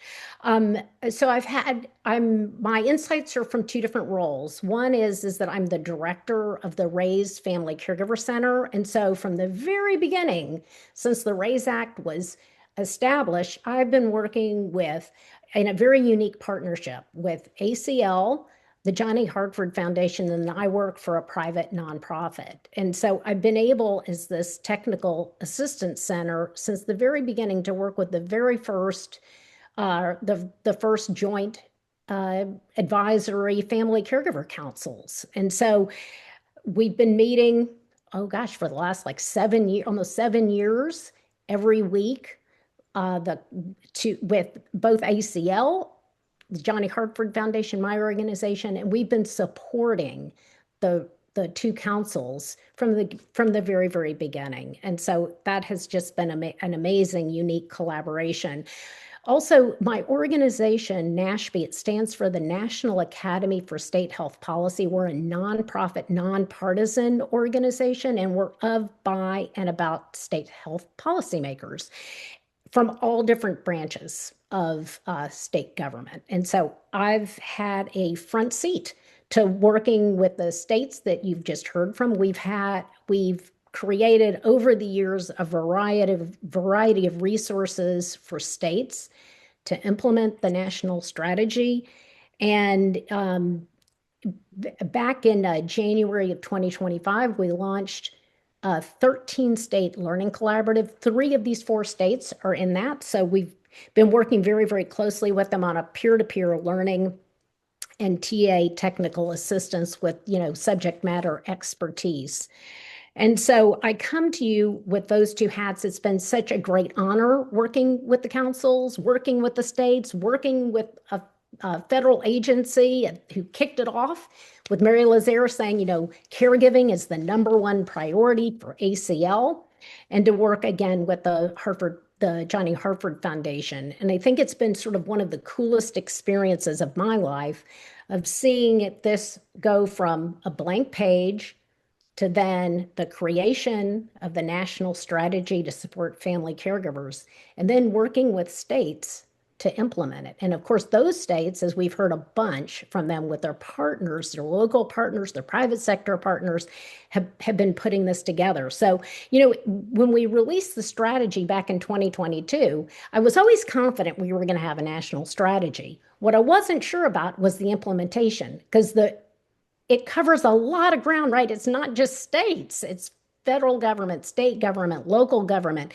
It's a whole of society approach with the private sector. And so as you can see, there have been many, many great plans that we've had, or roadmaps, but sit on the shelf and they collect dust and things don't really happen. So this has been music to my ears. It has been wonderful since 2022 to see the evolution of this roadmap, the state implementation with their partners of it, and now the update. Okay, so here are my 4 big takeaways. One is that the states really have been innovators. They've used the national strategy and they've used it to put in a number of innovations. And here's where my notes come in. We heard all about the states implementing awareness campaigns because we know that caregivers often don't self-identify. They're putting together resource guides and inventories of resources to help caregivers, trainings. We heard about the complex care and the need for training, not just for caregivers, but also the direct care workforce. Referrals, the need for better data and return on investment. Putting together platforms of resources, web platforms with help from real life people that can help them access these services, and trainings from the very beginning for caregivers just starting off all the way through the paid workforce. We have seen across states, we've seen the national strategy be a real gold mine, especially we have many states that have something called multi-sector plans on aging. They all have state plans on aging, and we've seen across the states the national strategy be a real resource. Here's where I think the secret sauce is, and this is from both working with states and then it was reaffirmed for me today hearing from these 4 states. The secret sauce is having this roadmap and the states make a commitment. And that means having leadership. I know for all 4 of these women, they're very humble. They're not going to say their leadership, but their leadership is prime, right? They have a champion who's kind of the point person on all of this. And then you heard a lot about these important partnerships. Behind each of these state leaders and the leadership of their state, it takes a village and it cuts across all these different agencies, right? All these different cross-sector agencies. In addition, you need these partners. We know about the caregiving type partners, but then I'm going to just list some of these partners that they named. It's incredible. It's not people we typically think of in caregiving, but I think it's so important. We heard about community colleges and universities, workforce development boards, employers, and the whole private sector. And so that I think is super, super exciting. And then, of course, it's always nice to have the funding and the backing from the federal agency. So that's my first takeaway is the innovations afoot in states and their partners. The second takeaway is the direct care workforce. What was made very clear to me by both Mollys from Massachusetts and Maryland, as well as the 2 other states that have been working in this as well, is that, and I wrote this down, that direct care workforce and family caregivers are part of the same ecosystem, that to have a well-designed family caregiver policy, you have to include the workforce. Okay, this is incredibly reflective and in line with the deliberations so far from the joint councils as they have been meeting and deliberating around creating a separate goal 6 to deal with the workforce. So I think the states that we heard from today and the states that I've worked with, as well as the council's deliberations with goal 6, it's very, very much in alignment and it's reaffirming. The third takeaway deals with care coordination and care navigation. We're going to have a panel following this that's going to go in depth on care coordination. So Deb, Robin, and Jennifer, I'm just putting a flag there for you all on the importance of care coordination, what we're seeing. But again, I think we're seeing true innovation here on the navigation piece. And I think taking the long view, why we have been in this situation is that we're also focused on the person needing care. The care systems, the long-term care system, the healthcare system, and quite frankly, the caregiver too. The caregiver is focused on putting, the one at center is the one needing care, and they often forget about themselves and their own needs. And so this is going to take some culture change. One of the things that we've been involved in is they're around caregiver assessments. That's a fancy word for a tool that basically says we need to be asking, okay, who's the caregiver? What is their caregiver situation?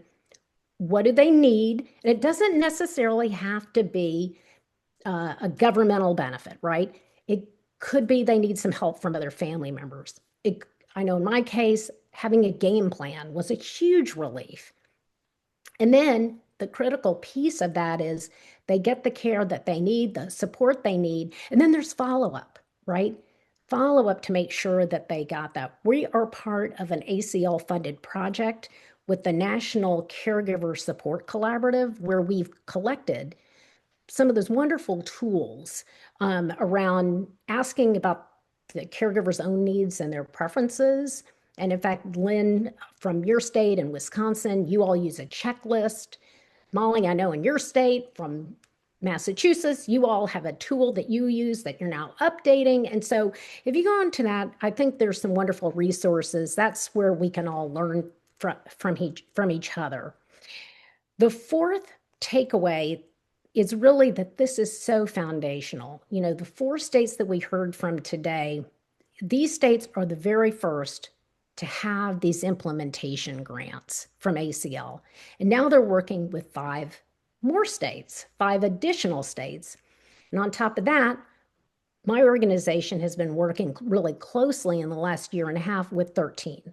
So we've got some momentum here, right? And I think there's an amazing opportunity that we can build on, copy from each other, learn from each other. And that really is the mission of my organization. That's our bread and butter with these learning collaboratives, right? And so I think what we can do is take this momentum in policy with these innovations, and we have a real opportunity, and that's our next frontier, is scaling these up, right? Scaling up these promising practices. So they're not just promising practices, they're everyday norms, right? They're everyday practices. I want to leave you with a resource.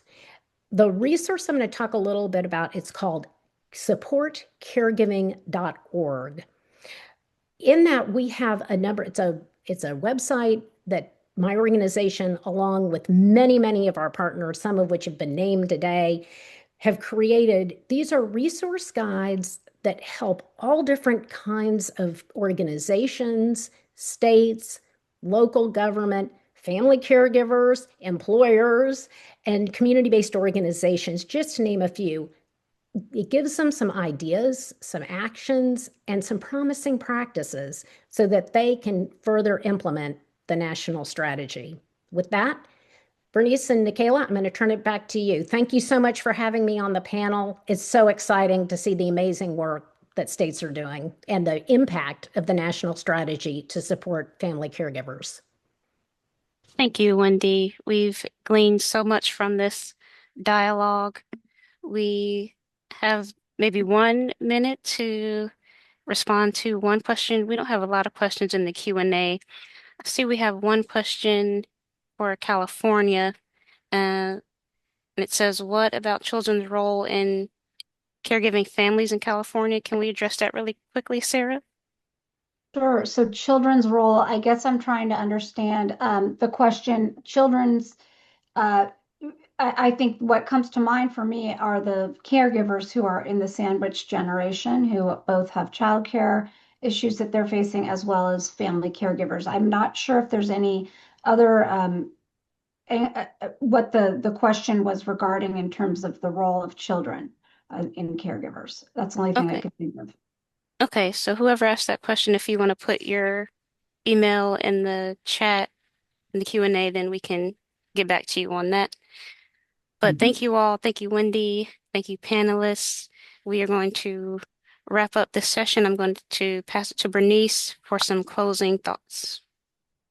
Thank you so much, panel and Nicaila. We hope that today's discussion leaves the Joint Councils and our audience today with actionable items and opportunities to revise and further advance implementation of the national strategy. We've reflected on where these states began, where they are today, and where each of them is headed.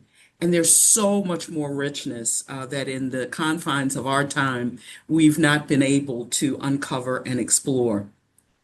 Most importantly, we've seen how these efforts can inform and strengthen the strategy, and how each of you in the audience can build on this momentum to drive continued state and national progress.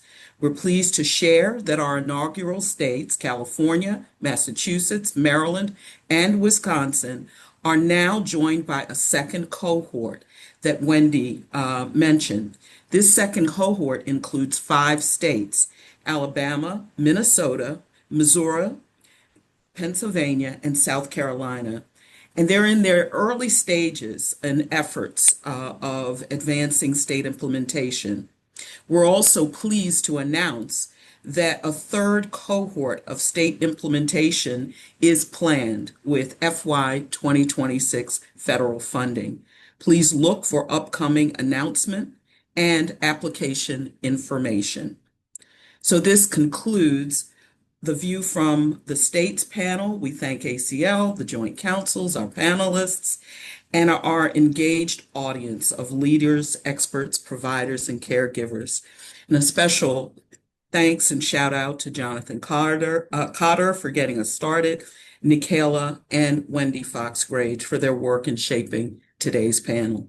I'll now turn it back to our colleague, Jonathan Weston.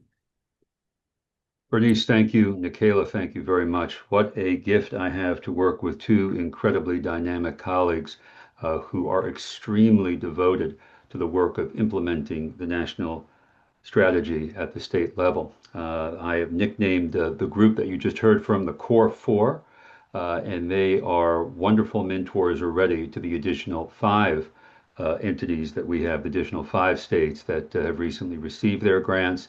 And I also want to salute just a wonderful professional that we all work with, Wendy Fox-Grage, for her leadership. So my thanks to all of our speakers for that extremely engaging session and for your leadership on implementing the national strategy.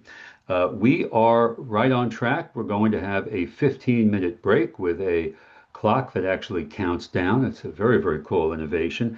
And here's a little bit of a coming attraction for you. When we reconvene about 2 o'clock or so, maybe 2:02, we will have 2 major panels based on your feedback at the council. One on kinship care, formerly known as grandfamilies care, and the second, that's within goal 3, and the second panel, final panel, will be on care coordination and care integration, which really is the crux of goal 2. We will take a look at how these issues have evolved, and through the miracle of having a crystal ball, we will ask our speakers how they view these issues evolving over the next several years. So enjoy your break, and we will see you all at 2:02. Let's start the clock countdown now. Thank you. Well, good afternoon, everybody, and welcome back. I hope you had a very enjoyable break. It is my privilege and honor to introduce Keith Lohorn, who is the chair of the Supporting Grandparents Raising Grandchildren Council. He is also the founder and president of the Grandparents as Parents, or GAP, organization based in Alabama. Keith's journey into advocacy began over 8 years ago when he became a strong advocate on grandfamilies.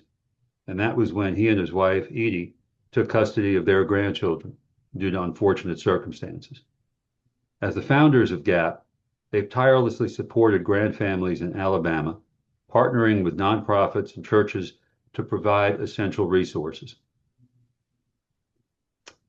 Recognized for his dedication, Keith has received many awards like the Angels in Adoption Award and the Casey Excellence for Children's Award that is given out to leaders in the kinship caregiver movement. It is my pleasure to welcome Keith, who will be moderating our next panel on kinship care. Keith?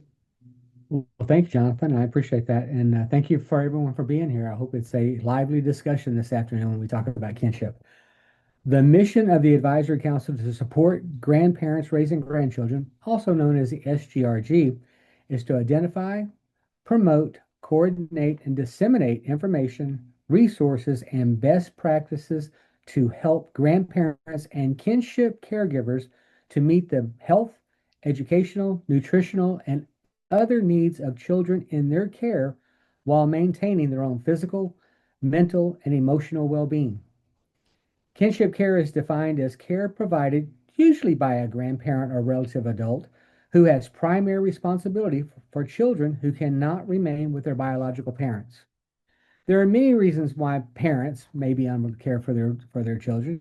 These include substance use, incarceration, military deployment, serious health issues, deportation, teen pregnancy, or even death.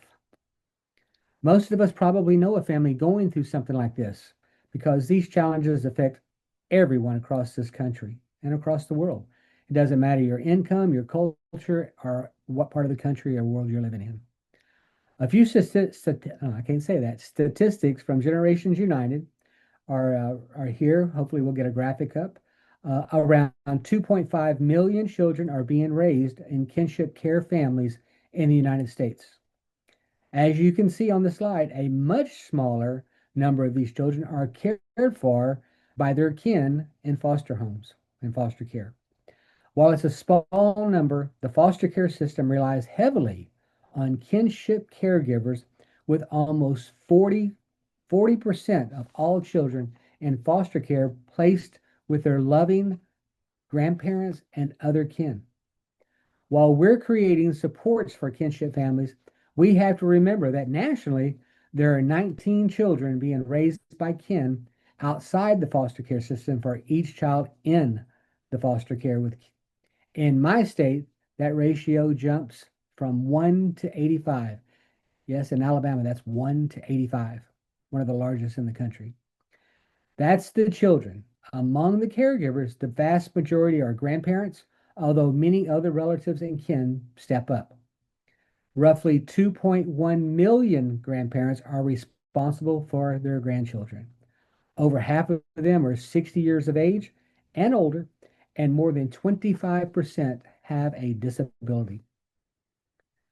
When parents cannot care for their children, kin, grandparents, aunts, uncles, or close family friends, even teachers and preachers, often step in to care for the children.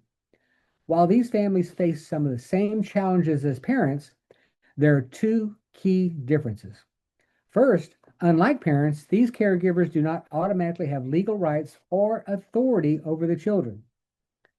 Second, these caregivers typically did not plan or expect to take on this role. Many step in suddenly, sometimes overnight, in response to a family emergency. When a child arrives, there may be no legal paperwork in place, and the child welfare system may not be involved. Even when there is some legal arrangements, the day-to-day challenges can be overwhelming.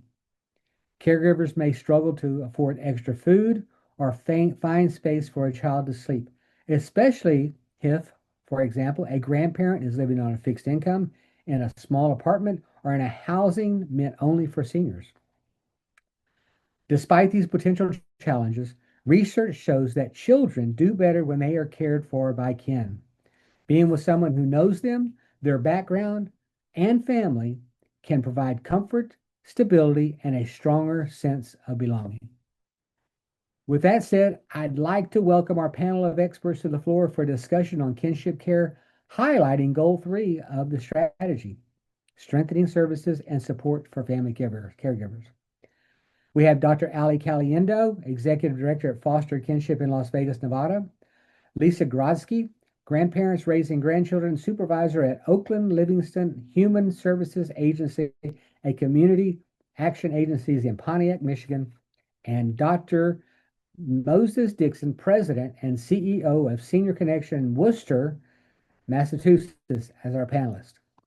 As our discussant, we welcome Anna Beltran, SGRG Council Member and the Director of the Family and Kinship Support Network Technical Assistance Center at Generations United in DC. Let's start with question number 1. In the original strategy, Goal 3, Outcome 3.10 listed indicators of success in which family, kin, and grandparent caregivers feel more confident in their ability to provide care. Let's start with you, Allie. Where have you witnessed the most progress since 2022? Well, thank you so much for this question, and I'm just honored to be here today as a panelist. So, grateful to get a chance to share a little bit. So just my perspective is as a developer of a kinship navigator program. So I will be answering questions as the developer of foster kinship, which is a statewide navigator program. It is evidence-based and in a few other states as well right now. So we provide and make sure that families have access, like you said, Keith, in the beginning, to everything that they need to understand the situation that they're in and to make the best decisions. So, like you said, and what Generations United stats say, caregivers are often mixed in several systems. So we're looking at potentially child welfare, certainly all sorts of other systems that they are interacting with, and they have to make the best decisions to get children fed, to get children medical care, to get children in school. What is the legal capacity they have over these children? Like you mentioned, sometimes there's just nothing at all. They have their grandchildren in their home, and they may not have any ability to make these decisions. So I think the area of progress that I see from the perspective of building infrastructure is that kinship navigator programs are getting more attention. And the goal of a navigator program is to make sure that families have the ability to understand, okay, I need to get legal guardianship, or I could potentially be licensed as a relative caregiver in the foster care system, or I am able to get Medicaid for this child. When we're able to solve some of those basic problems for families, they're able to become more confident in their ability to provide care for their children. So it's really, really important that with kinship families, we are giving them accurate information at the time of when caregiving starts so that they're able to fill in those building blocks of stability for themselves, upon which the confidence to provide care for children who have experienced something tragic, the loss of their parents for whatever reason, that they are able to then focus in on meeting the children's needs. And I just think one thing that we notice is that it's very hard to focus in on helping children heal when you're having a hard time getting those children in school, to the doctor, or even fed. And so the progress since 2022 in terms of bringing attention to the need for infrastructure through navigator programs and other government coordination has been really remarkable and will continue in the future, which I know we'll talk about. Absolutely. Thank you. Moses, would you share your solutions in Worcester? Yeah, absolutely. And it's certainly an honor to join all of you today. We started our Grandparents Raising Grandkids Resource Center back in 2023 with the help of the folks at Generations United through their technical assistance with a $1.2 million congressional earmark from our Congressman Jim McGovern, who cares deeply about this population. I will echo what Dr. Ali said about the legal component. Oftentimes, if you don't have the legal documents in the role when a grandparent or an other kin takes care of a loved one, it prevents them from getting access to the other services. So we have built through our resource center this one-stop shop model where we take them through an intake. If they don't have the legal representation, we have a partnership with our local legal aid office that works directly with us and the resource center to be able to take those families through the process to getting the custody. And once that happens, we take them through a whole laundry list of things that they may qualify for, such as food assistance, respite care, getting them accurate information on how do they enroll a child into the school system. So we really built a one-stop shop model on how to provide care for these families, but it often starts with looking at the legal aspect of it, because that is so critical to all of the other things that happen once a family comes into our resource center. Yeah, that legal is key to a lot of this as for grandparents and the kinships.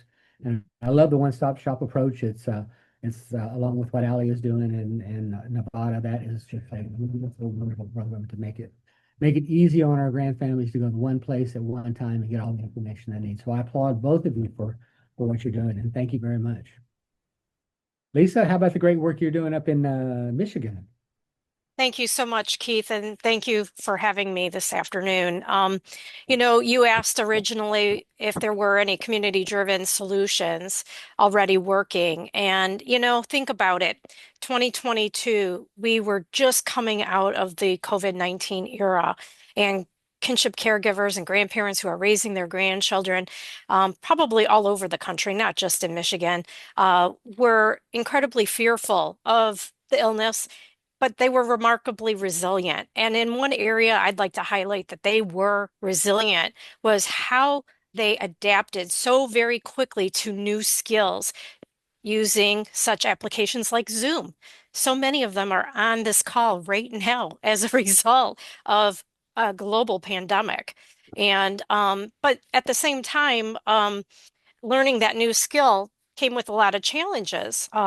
A great number of kinship caregivers did not have devices in their homes. They did not have internet access. They did not have the financial means to keep up with technology. And for those caregivers raising more than one child, an example right in southeastern Michigan was a grandmother of 3 who only had a smartphone, and only one of those children were allowed to use her phone to connect to their school lessons per day. So we had rise to the challenge, and we saw that powerful community-driven solutions emerged. We collaborated with faith-based organizations that repaired used laptops. We also connected with a university who did porch drop-offs at the time. And as a result, there's still a lot of that going on today that help kinship families, especially in Michigan. We are near Detroit, the Motor City, and if you lack transportation, public transportation is a huge hurdle, especially when you have children in tow. There are lots of services that will transport older adults to medical appointments and stuff, but what if you have a sick child in your kinship care?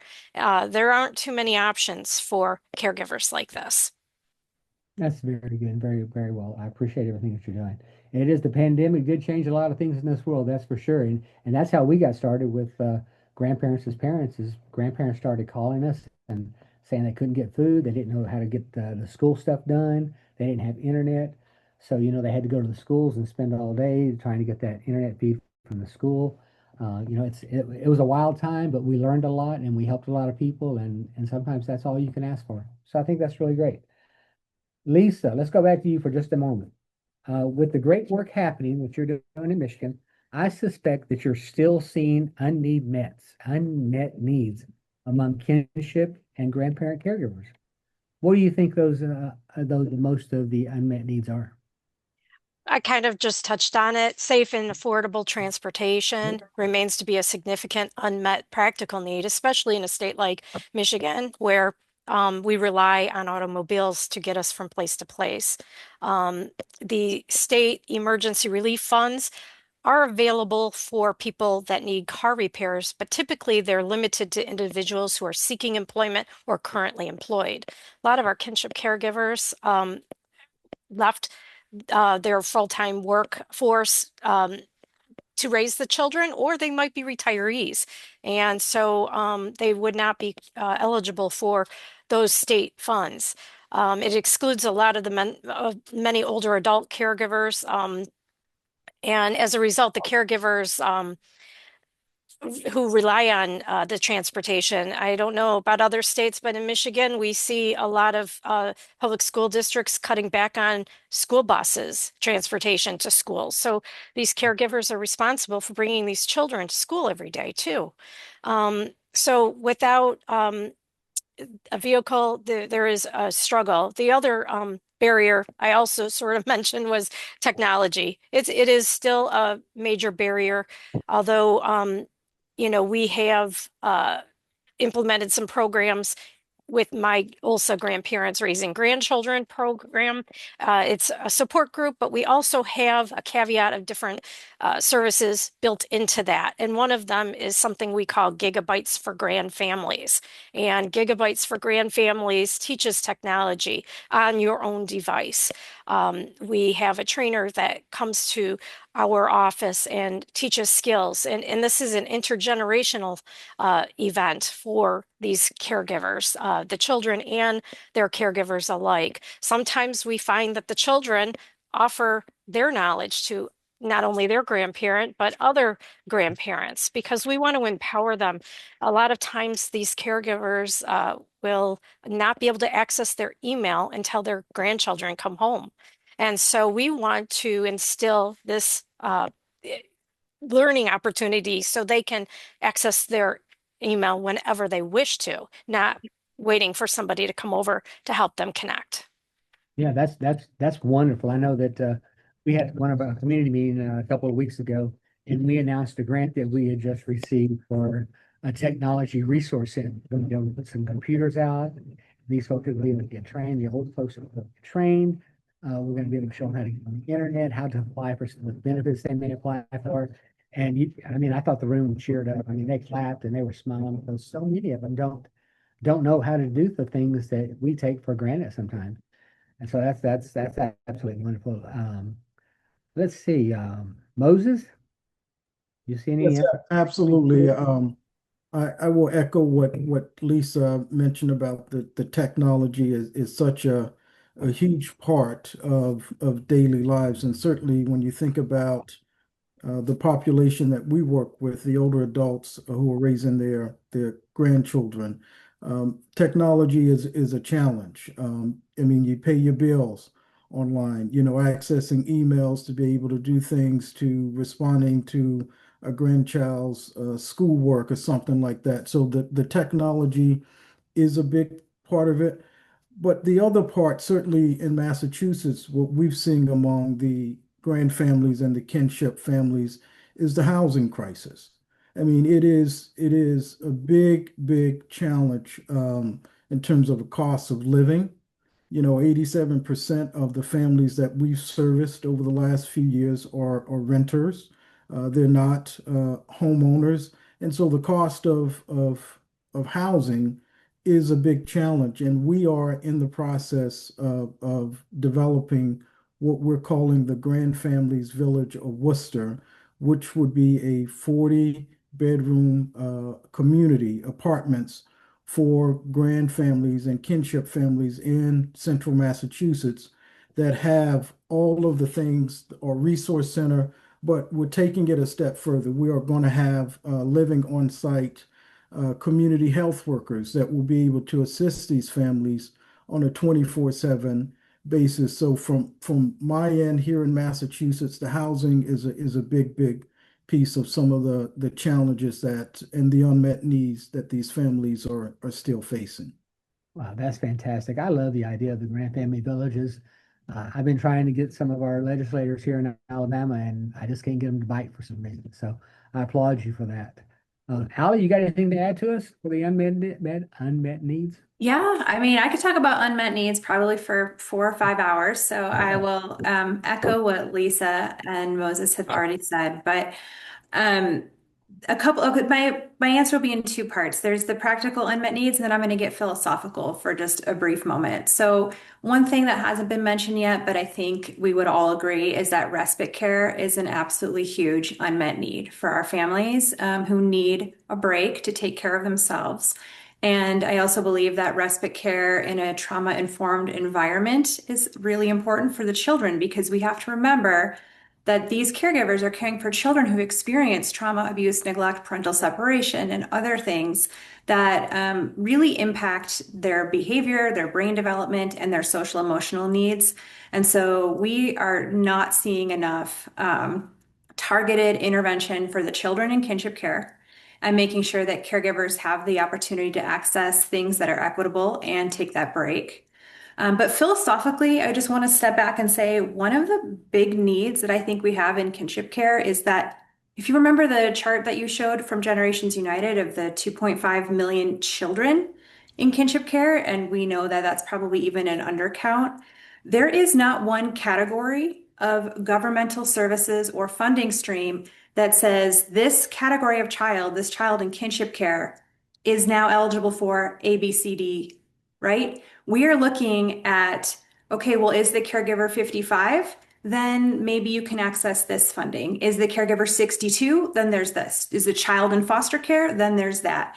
Is the caregiver have guardianship? It ends up being this map of what families can access based on where they're living, based on their age, based on the child's status in foster care, that does not do service to either the children or to the families. And it requires families at the beginning to spend so much time figuring out how systems are defining them so they know what they can access, that the same child, my nephew living with me versus living with my mom, would have two totally different outcomes depending on where they ended up living. So I think the big unmet need that we have for kinship caregivers is that we are slicing and dicing this population through all sorts of different funding streams and programs, and it puts the burden on the caregiver, which ultimately means that child may or may not be getting the resources they need fast enough. And it's a cycle because the family needs support so that both the caregiver and the child can thrive. So that's my philosophical sort of unmet need, is we are not doing a good job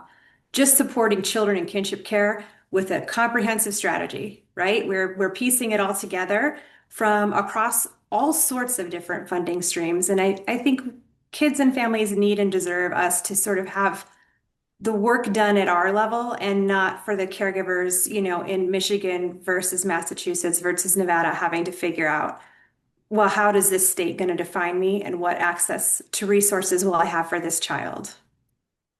Totally agree with that. Totally agree. I think it's time that our leaders in this country take a look at kinship care and start making a priority for them. Back to you, Moses. Are there emerging trends in kinship care that the strategy needs to address as far as you're concerned? Yeah, so one of the things, I mean, in central Massachusetts, we're located in Worcester, which is an urban city, second largest city in New England, outside of the city of Boston. But around the city of Worcester, there's a lot of rural communities. And I think, this is an opportunity, particularly with the rural health transformation funding that Congress passed last year, for there to be a focus on kinship care in the rural communities, because 60% of the families that we've serviced over the last few years have been from the small rural communities in central Mass. And so I think a focus on rural kinship should be certainly over the next 5 years as we move through this rural health transformation funding. That should be at the top of the kinship agenda, because of the challenges that are in the rural community in terms of access to healthcare, access to technology, and other transportation, as Lisa mentioned, is critical. And so I would say putting a focus not just on the urban setting, but also really going deep into the rural over the next few years. Absolutely. And I come from Alabama, which has lots of small towns around Huntsville, where I live, and that's very, very true. You get out in the rural areas, and the issues are maybe even higher than they are in the cities. Lisa, how about you? Yes, there are several trends that are becoming more apparent. We all know what the sandwich generation is. It's somebody like me who is raising my children and caregiving for, say, my elderly parents. But I want to introduce you to the triple decker population, and that, in fact, are grandparents who are raising grandchildren, still caregiving for an older person. Maybe it's their spouse, maybe it's their parent or another relative or neighbor. They're still parenting their young adult child or teenage child and rearing a grandchild all at the same time. They are burning the caregiving wick at both ends. And I am seeing a troubling increase in the numbers of this population. I just one day blurted out triple decker because perhaps I was hungry and looking forward to lunch. I don't know, but it stuck. So, you know, these are caregiver extraordinaires, and there are some services available to them, more so if for the older adults that they're caregiving for, but not so much the children. And I'm so glad that Dr. Alley mentioned respite, because respite is, again, one of those emergent trends of kinship care that should be addressed. This should be addressed in the same manner or even better than, maybe a caregiving for somebody with a disease or something else. These are children, these are our future, and we need to give them the best foundation as possible and give those caregivers the resources that are needed for that. She brought up ACEs, or, adverse childhood experiences that these children come to their homes with. A lot of these caregivers are not aware of the full history of that child and their adversities. Um, we need to focus on children in kinship care outside of foster care. A lot of them are navigating some crazy web systems, going to renew guardianships annually. And sometimes they're driving 2 or 3 counties away to do that annually. They should be able to renew guardianships right in their home county where those children have resided and where those caregivers live. There's no reason that they should not be well informed that that is an option for them. A lot of them have legal custody, power of attorney, or some other type of formality that's outside of foster care, but those inside foster care seem to have some benefits that are not allowable to those caregivers with other types of statuses. Another trend that I am seeing are just general academic support for children in kinship care. There comes a time where a caregiver, it's out of their wheelhouse. They can't tutor their grandchild in a foreign language or how to play a certain instrument or what have you. And they just don't have the resources to be able to pay for tutors and other types of, therapies to elevate the child's success academically. And then, support tailored to family dynamics. There are an awful lot of single females raising children, and if they're raising boys, that child lacks a male figure. And likewise, there are an increase in males, single males raising children. And if that male is raising girls, there comes a time in a young girl's life where it gets uncomfortable to talk about her body changing. And it might be uncomfortable for that caregiver to talk about that as well. So these are the 5 things that I wanted to shed light on this afternoon. Yeah, that's great. That's a whole lot of talking. Yeah, good ideas. Uh, Dr. Dixon, we want to come back to you. Yes, I was looking at my notes here. One of the things that we've seen in Central Mass among the kinship family has been an increase in folks raising autistic children and disabled children. So that is something that I definitely think should be a part of a longer term discussion, because it is a trend that we're seeing in Central Mass. Very good. Allie, what's going on out west? Yeah, those are all good points and really very valid. I will add, in addition to autism, we see a lot of children who are dealing with the impacts of prenatal drug and alcohol exposure. And so I do think more resources in general for kinship families to address those sort of the child's lifelong needs that they will have as a result of brain differences will be really important. We're seeing a lot of younger caregivers and not youth who are caring for their relative caregiver, but I'm talking 18, 19, 20-year-olds who are taking care of their siblings. And so we're seeing that population grow. I think one of the things that, and it's already sort of been discussed, but support for the family dynamics that kinship families are facing across the spectrum of family issues. So a lot of times, and I can speak for myself, when I was taking care of my nephew, I had a lot of anger towards what I was dealing with as the aunt and felt very inconvenienced. I was really upset with my sister. There was a lot of codependency in my family with my parents. I needed and still need specific therapy to help me deal with the family dynamics so that I could be the very best caregiver for my nephew and be able to partner and work with my sister on what healing looked like in our family. So I think one of the things that we need to make sure is that we're providing basic needs, financial support, information, legal respite, all that has to be the building blocks. But we also have to be providing a lot of support for the caregivers to help them break and overcome some of the cycles and dynamics that, frankly, all of us deal with in our families. It's just, it lands harder when you're now also responsible for your relative. Now you're really faced to dealing with whatever is going on with the child's parents. And we need resources to do that so that we can break cycles, so that children can break cycles, so that we can be healthy families and work towards restoration. So I think we need to give more thought into some of that mental health side on the caregiving perspective and the child's needs. The child's needs are far more important than I think people give them credit for. When you have to wait 2 years from some sort of therapy for your child to get into, it's devastating, especially you have a child like we do who was born addicted to drugs. And he suffers from a lot of different issues, but it's hard sometimes. It's very hard, and it's something that people need to take a look at because it's very important, and it's the future of our country. We got too many of these kids that are not getting the needs met that they need to. Let's go back to Moses for a moment. Moses, are there emerging trends in kinship care that the strategy needs to address? Wait, I've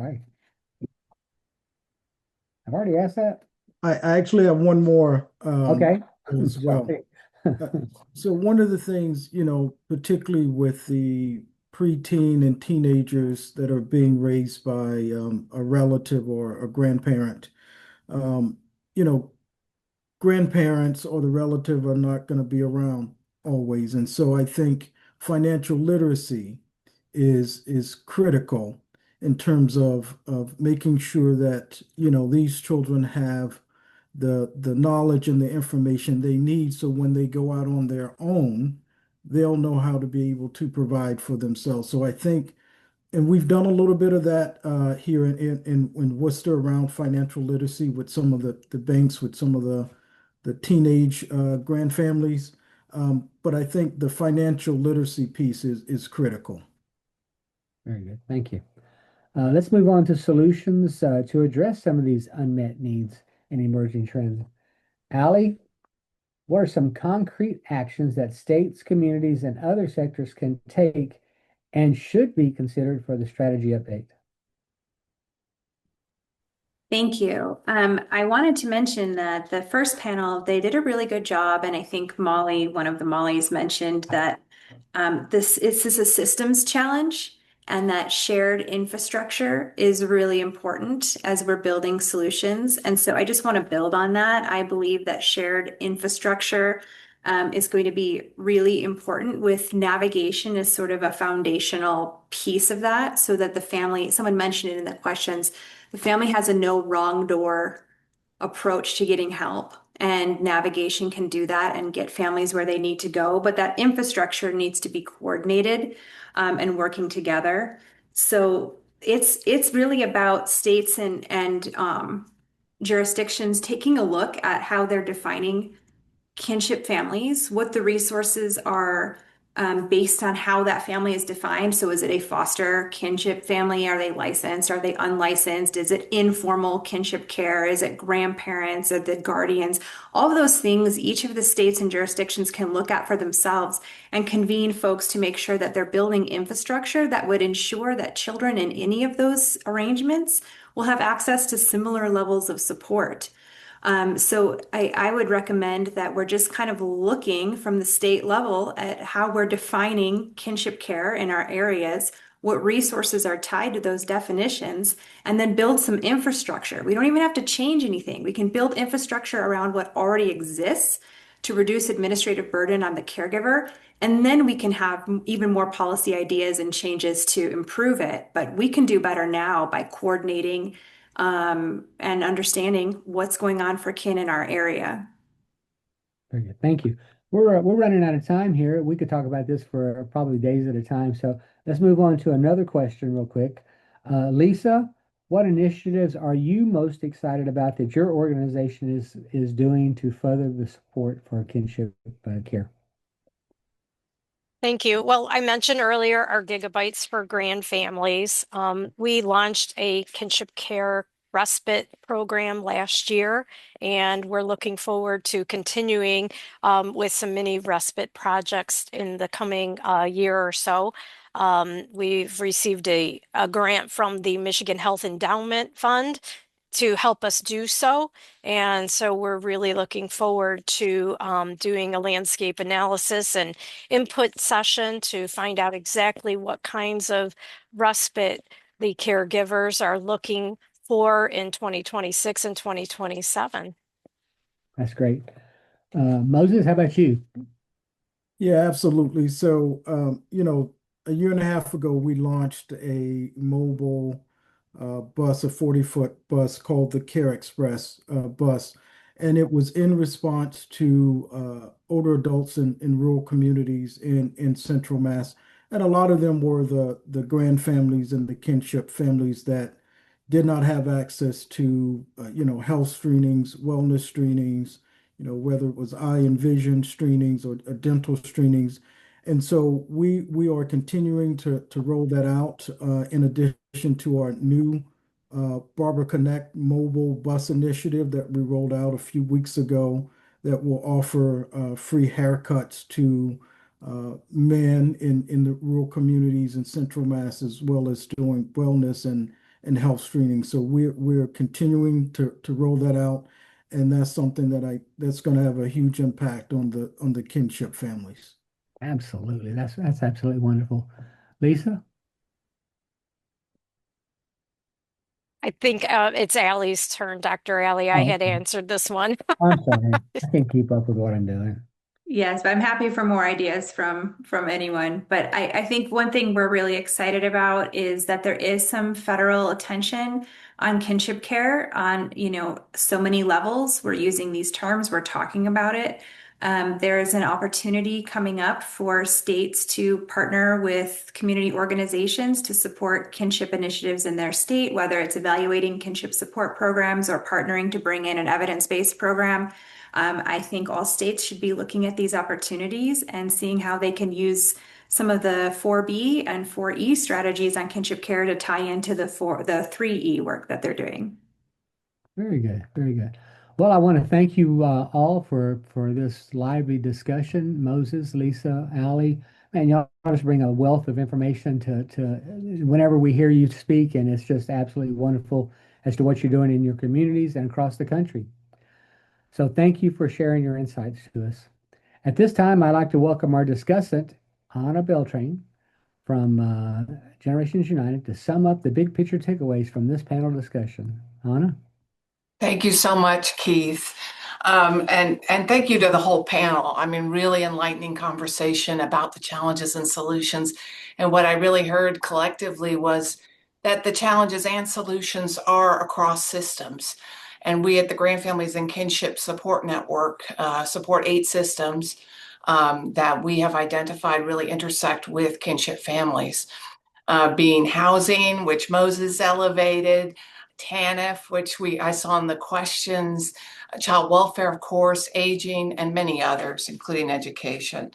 So it's an exciting time because we are seeing more coordination across systems than ever, which I think Ali mentioned, and we're seeing it at the federal level.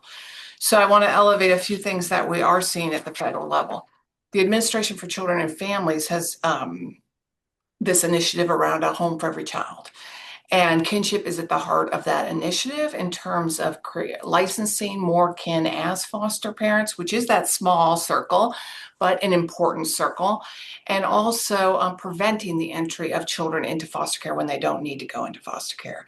And that can be done through programs like ALLIES, which is evidence-based, kinship navigator programs. And there are 7 of them that are in this Prevention Services Clearinghouse that ACF overseas. And there are these new grant opportunities that Ali also alluded to that have been grant forecasted and are going to drop probably in June. And we can share more information about each of those with you. But know that Ali's program is evidence-based. It's really important to serve all kinship families, whether foster care involved or not, because as all the panelists elevated, those or nots are much more numerous and need help navigating all those systems that impact them. So Allie's program, and she didn't brag on herself, but it is being replicated and has been approved to be replicated. And they can draw down federal funding through this Title IV-E, which is child welfare federal money.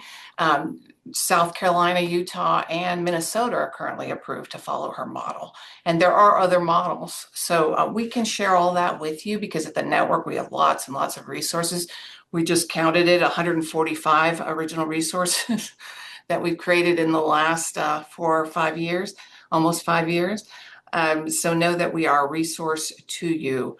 Another thing that we're seeing at the federal level is kin-specific foster care licensing standards, again, for that small circle, but so important because many of those kin have not been licensed, so therefore not eligible to get foster care maintenance payments to help meet the needs of the child. And we are seeing there's a new federal rule that's been on the books now for 2+ years, and we have seen 20 states and 6 tribes take that flexibility, which is very exciting. And I'll point everybody to a new ASPE brief. ASPE stands for, let me get this right, Assistant Secretary for Planning and Education. It's part of ACF, which is another arm of the U.S. Department of Health and Human Services. And they have a brief that their assistant secretary prepared, their deputy assistant secretary, and folks in ASPE highlighting models like Allie's, who's following them, and the kin-specific foster care standards. So pointing to you to all that. So it's an exciting time because we are seeing more attention on kin at the federal level, including at, of course, ACL.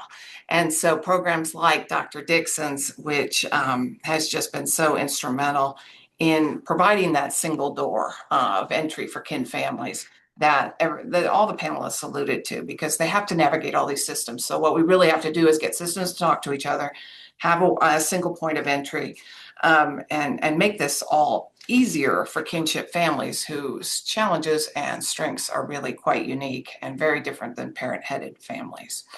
So throughout the strategy, the panelists mostly focused on goal 3.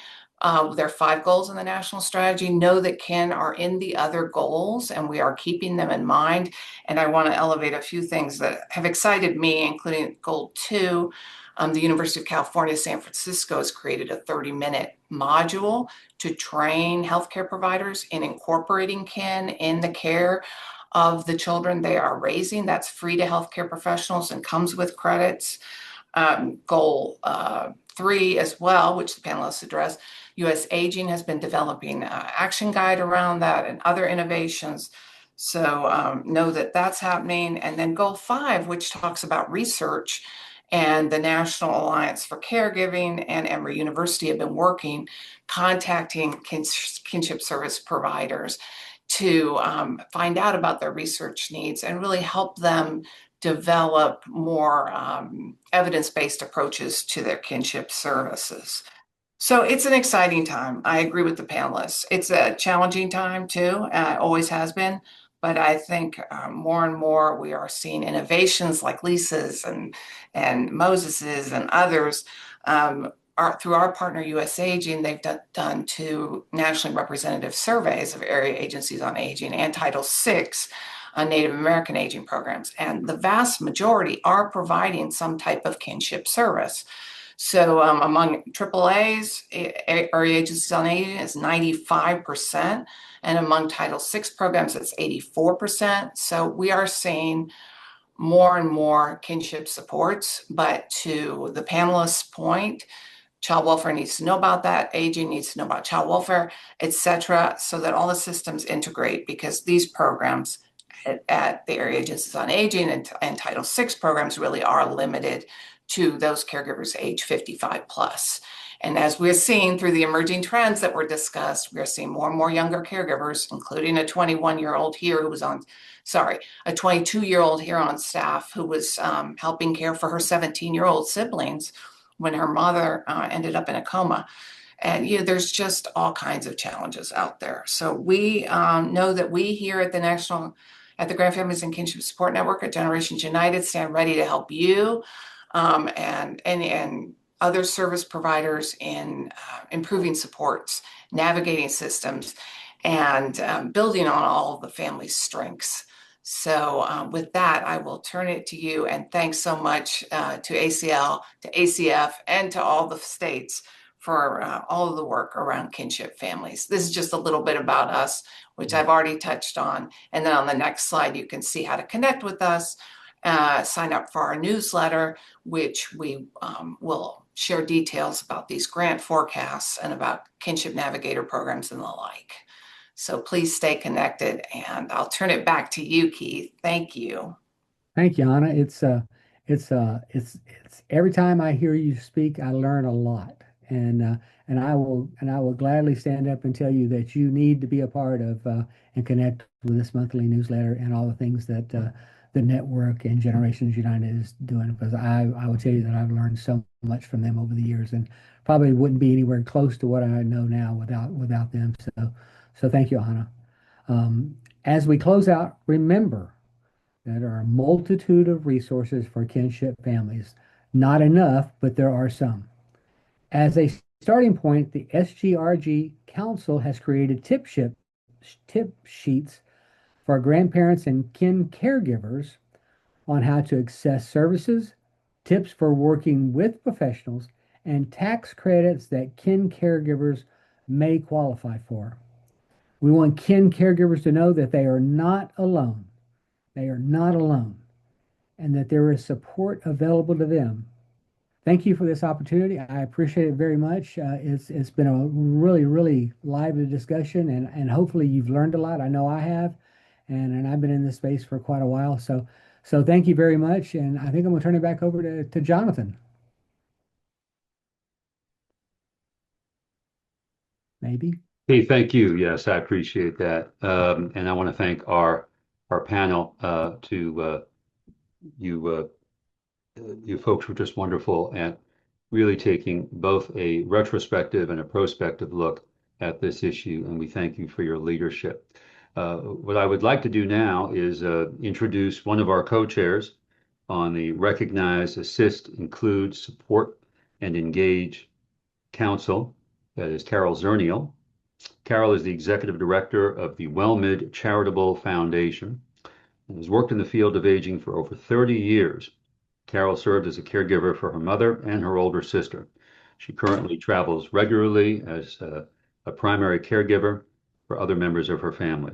Her personal experiences as a working caregiver have strengthened Carol's interest in government and workplace policy changes to expand options and support for caregivers. As a professional, she works to lift the voices of caregivers, those receiving care, and others who are supporting the implementation of the national strategy to support family caregivers. This is her second term on the council. Carol, welcome, and thank you for being a part of our presentation on Goal 2 and presiding over this session.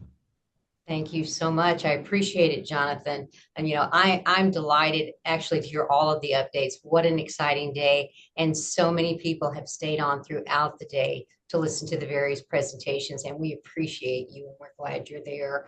I'm going to be introducing today's session on Goal 2, which is advancing partnerships and engagement with family caregivers.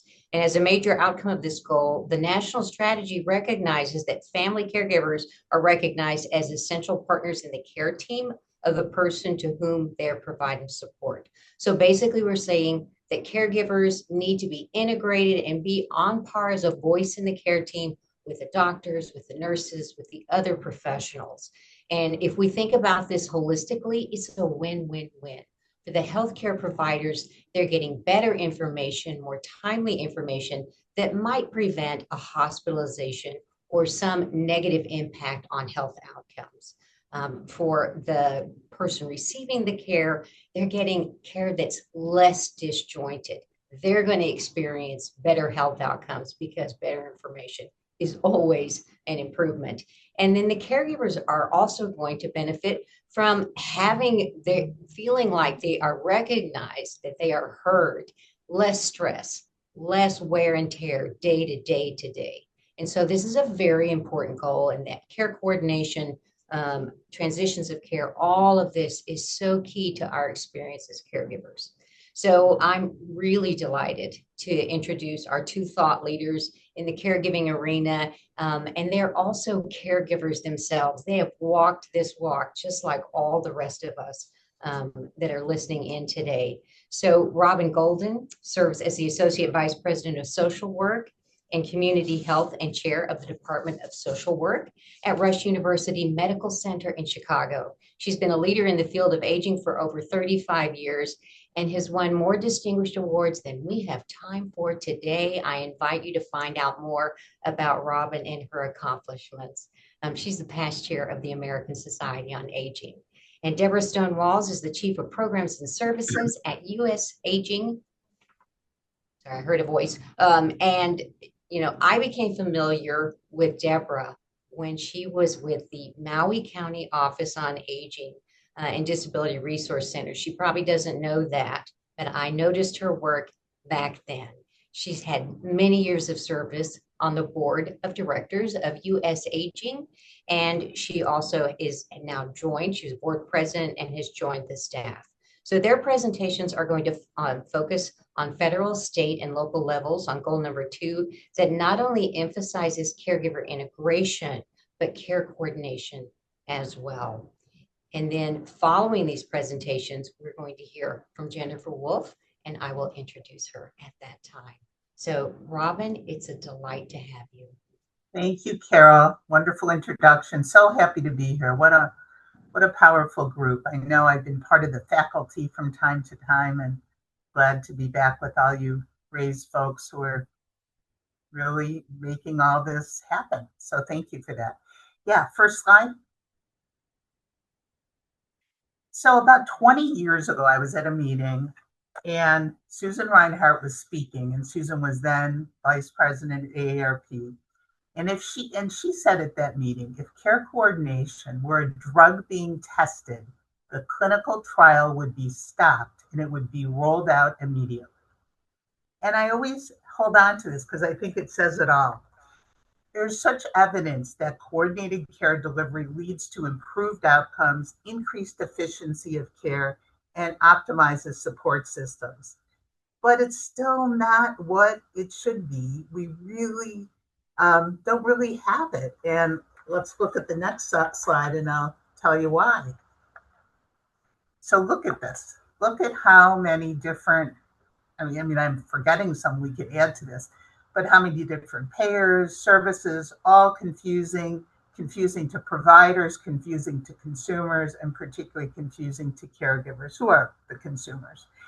And if you look at this, care is broken for many, but especially for older adults and family caregivers. Most older adults and family caregivers struggle through silos of fragmented, uncoordinated, and reactive care. Care is complicated and full of surprises and poorly matches to an older adult or their family's individual circumstances their preferences and goals.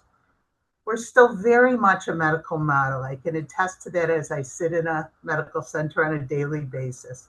And we often fail to meet the complex needs with people with multiple chronic conditions.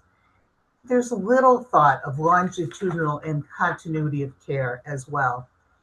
Very often, care coordination in the last 10 years has been brought about more as a cost containment strategy. And that's been the fixation sometimes in our world of our payment strategies. So that is not what we want to strive for when we're thinking about care coordination. That would be one element, but not all of it. There's a shortage of older adult trained professionals and paraprofessionals. There are really no incentives for interprofessional teams or cross-site collaboration. The medical community needs to take community-based organizations, our aging network, seriously by recognizing them as social practitioners and critical partners. After all, health happens in the community, not hospitals. So social care should be an evolving specialty side of medicine. And there's also just a lack of long-term care policy in this country, an over-reliance on unpaid and underpaid caregivers. And let's face it, we really do not want for ourselves what we have created thus far. Again, the importance of raise. Let's switch to the next slide. So the growing complexity of family caregiving, we've touched on this, but I think it's important to reiterate, and this is just new data. 50% of family caregivers of adults perform high intensity caregiving, defined by the tasks they perform and the hours they devote to caregiving. I remember with my dad, he was sent home after an emergency room visit with a catheter, and we had to go to YouTube to figure out how to fix it, remove it, all those kinds of things. Things that, I, as a social worker, was shaking in my boots about, and my stepmom was doing the same. But those are the kinds of things we deal with all the time. More than half perform medical and nursing tasks that are typically handled by healthcare professionals. Family caregivers spend on average 27 hours per week on caregiving. Less than a third say that a member of the care recipient's healthcare team has asked them about the support they need to provide care. And only 13% say a healthcare provider asked them what they need to care for themselves. So picture the family caregiver is sitting in the physician's office, provider's office, or next to the bedside in an inpatient visit, and nobody ever says to them, who are you? How are you? All of those kinds of things that we know would make a difference. Not only make them feel part of the team, but make them feel understood. Yet, why do we not work to find these caregivers who are sitting around not being addressed and being viewed as the de facto system of care, both for healthcare and long-term care?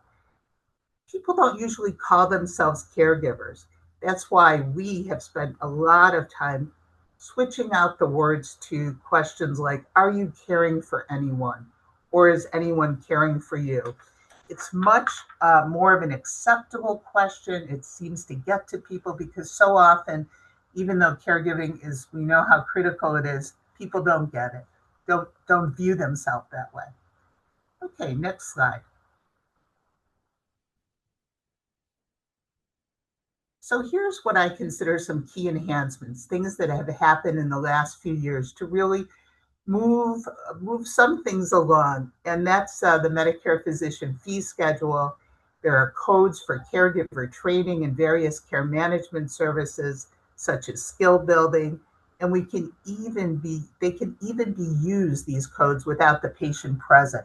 That was a really big win for us, many of us really challenging those who create the physician's fee schedule. So things are moving, not everyone is using it. And all of what I want to talk about are a bit underutilized at this point, but all the more reason that we need to be on top of these and try to get more people to utilize in order to make a difference in people's lives.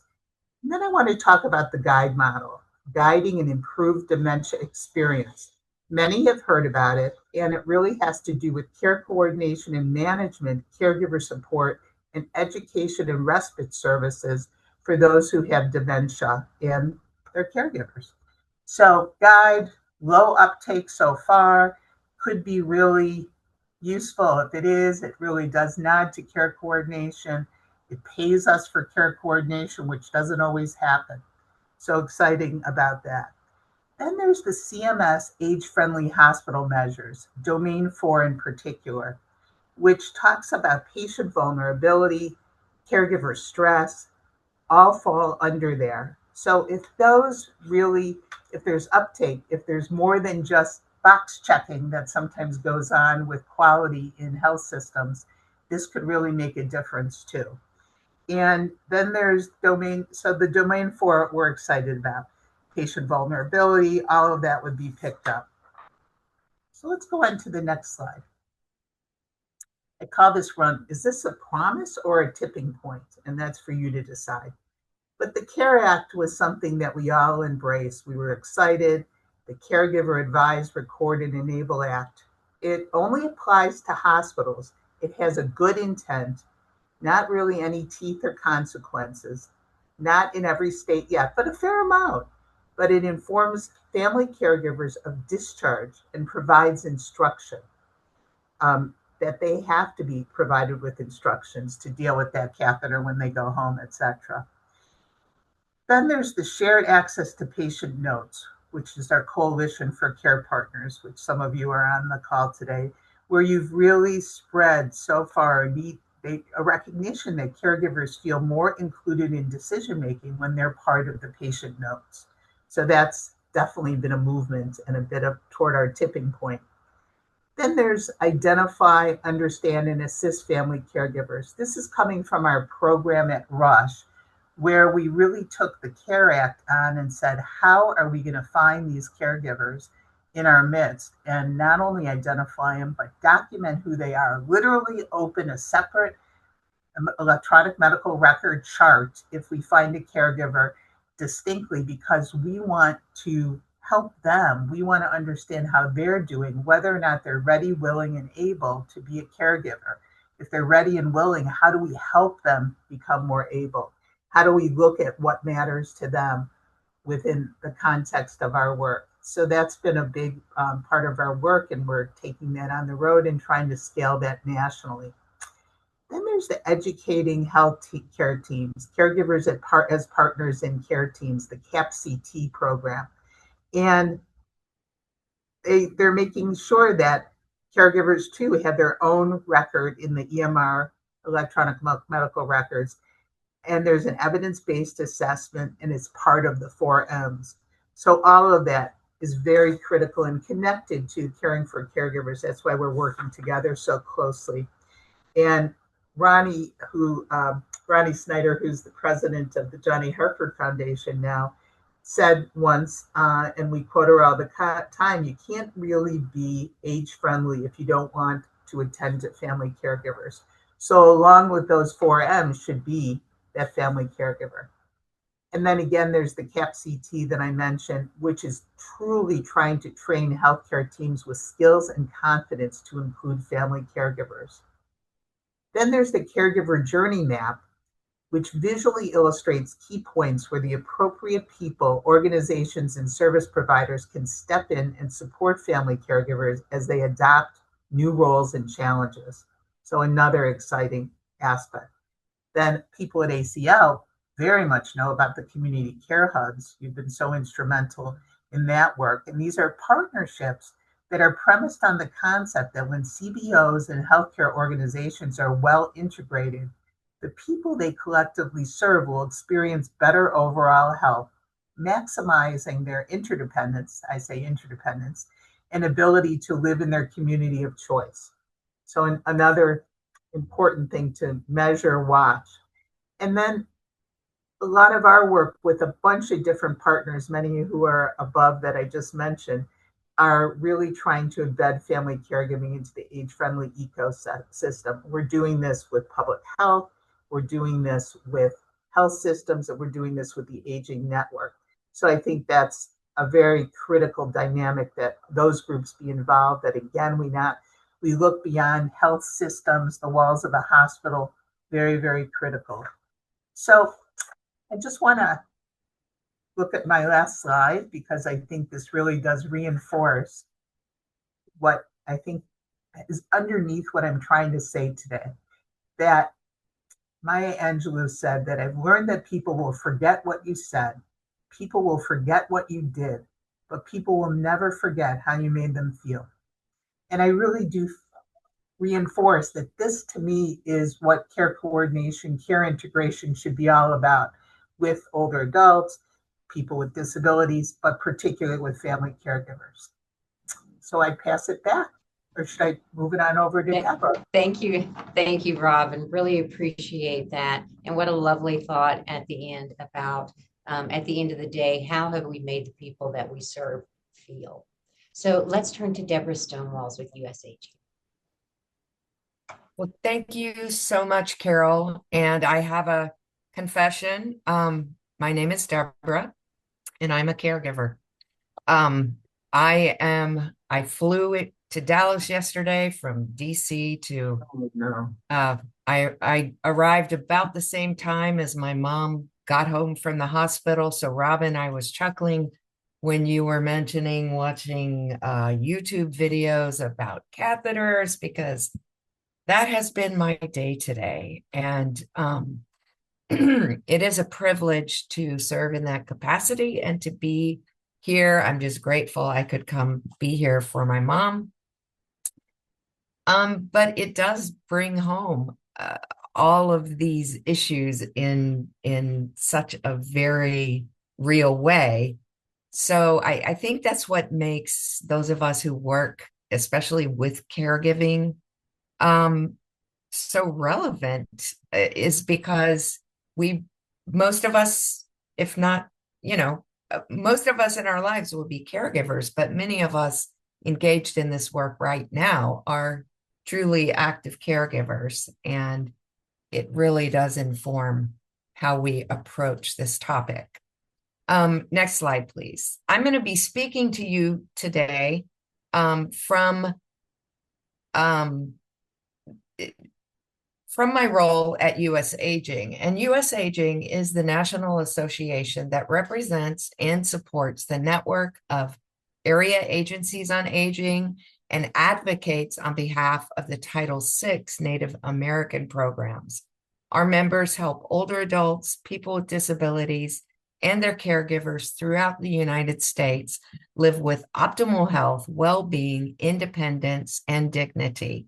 US Aging supports the success of our members through advancing public policy, sparking innovation, strengthening the capacity of our members, raising their ability, and working to drive excellence in the fields of aging and home and community-based services. And so the context for my comments today is that I'll be speaking from the perspective of the AAA's and Title VI programs, helping you know some of what the last several years have brought, especially with regard to the national strategy, and kind of where we feel like we might be headed in the future. We know that the highly localized nature of AAA's and Title VI programs is integral in implementing the entire national strategies for family care, the entire national strategy to support family caregivers. The AAA and Title VI networks are established by the Older Americans Act, and in listening to some of the other presentations, I've also been aware, Dr. Ali brought up the differences in age eligibility for things. And because the Title VI and area agencies on aging do their work under the auspice of the Older Americans Act, much of what they do is dictated by that statute. Because there are, because this is a federal law, there are instances when statute dictates that criteria, and they may not make sense to all of us. And they certainly don't necessarily serve the entire population well. like, why is it that 55 is the magic number for kinship caregivers? We don't know, but it is. So we again, back to Dr. Ali's points, we really have to do that work to connect with one another. And Robin, you touched on this as well, the integration of systems, the ability to coordinate much better, to lower those silos and make sure that caregivers do remain the center of the focus. And the bottom line is that the Title IIIe, the Title VI-C of the Older Americans Act, they do place the AAAs and Title VIs in the center of this critical and important work of the national strategy. I can tell you, as a past AAA director, every single day we were focused on advancing partnerships and engagement with family caregivers and making sure that services were coordinated as possible. We know that 76%, we did a survey last year, 76% of AAAs are actively implementing programs and initiatives as a direct result of the national strategy. So we really do see a hand-in-glove fit of the daily work that AAAs and Title VIs are doing and the national strategy. And we are adapting to be sure that we help enhance the care coordination for caregivers. Next slide, please. I won't touch a lot on the implementation of state policies because our 4 states did such a great job earlier in the day. But I will say that there have been states that have established some laws that ensure caregivers can, or move us closer. I won't use that's a strong word, but move us closer to caregivers being able to access their loved ones who live in long-term facilities in cases of emergencies. Someone brought up COVID earlier. We know that was a huge issue, that access that kept caregivers literally out of the building. Well, we are seeing some states that are really moving towards that inclusion. Illinois is one of those. In 2024, they did expand their law to expanded the personal care provider definitions to include guardians, siblings, and other kin. And trends such as these demonstrate a broader systemic willingness to engage and partner with individuals chosen by the family rather than determined by rigid relational roles or identities. We know that there's been an enhanced emphasis on caregiver support. In recent years, U.S. Aging has collected data that demonstrates this increased emphasis on service coordination. For instance, the percentage of AAAs offering access assistance for caregivers saw a statistically significant increase from 66% of AAAs offering access assistance in 2022 to 76% offering those same services in 2025. We also know that care transitions, as Robin also mentioned, is critical in engaging older adults to improve overall health and well-being. And we saw that in our 2025 survey, 27% of AAAs are also serving caregivers, including kinship caregivers, through the care transitions initiatives. So this is a new advancement when over a quarter of the AAAs are now also including caregivers and kinship caregivers in those care transition programs. We know because of funding issues, limited budgets, expanding need, increasing complexity, we also know that this combination necessitates that the aging network brings in ingenuities to creatively engage and support family caregivers. AAAs are implementing innovative programming to maximize funded options for caregivers. We see a rise in interest and, most importantly, implementation of programs such as memory cafes, programs that don't occur at home, but that are community-based, where it's easier for caregivers to get to, and for the care recipient to feel included in the community. We see implementation of person-centered caregiver support and a continued commitment to utilize volunteers as sources of support.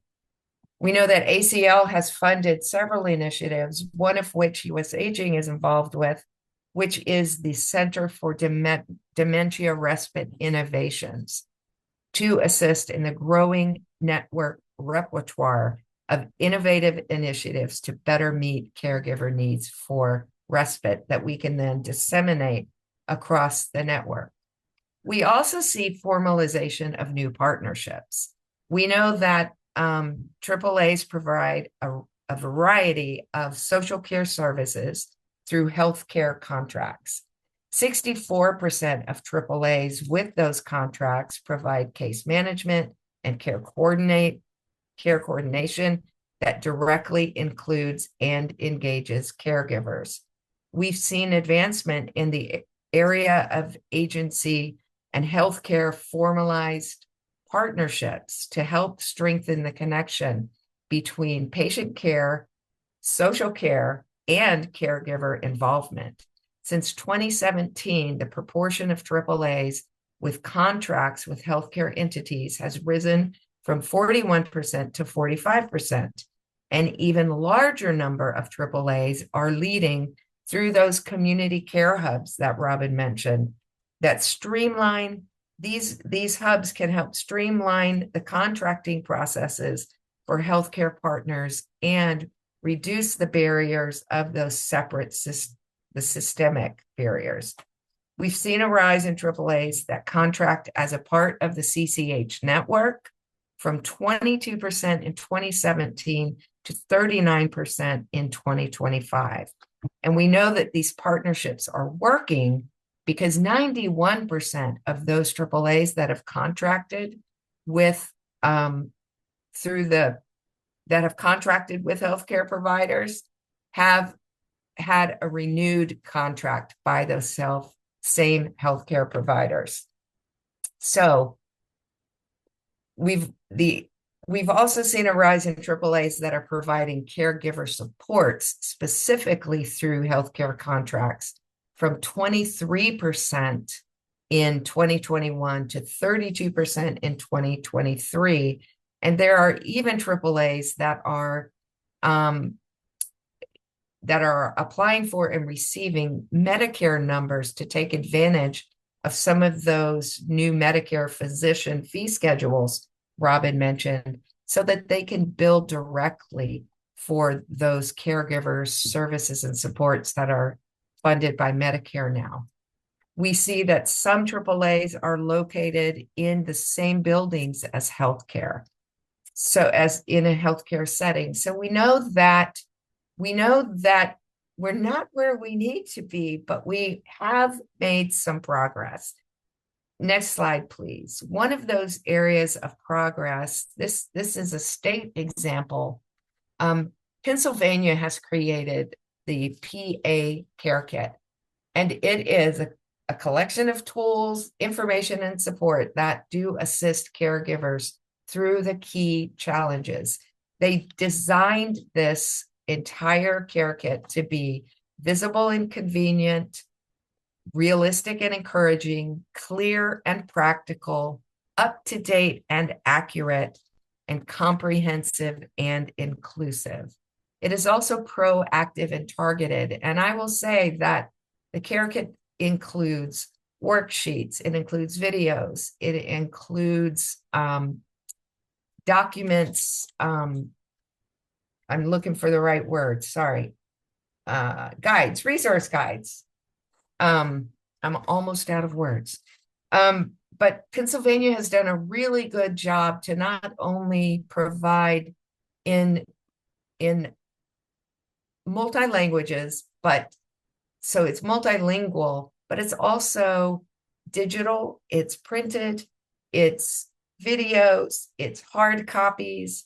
So they've done a really good job of trying to help caregivers have tangible tools to navigate through our complex systems. And they did involve several state agencies, so they built in that coordination that is necessary between some of those state agencies in Pennsylvania. So I would encourage you to go take a look at what Pennsylvania has done.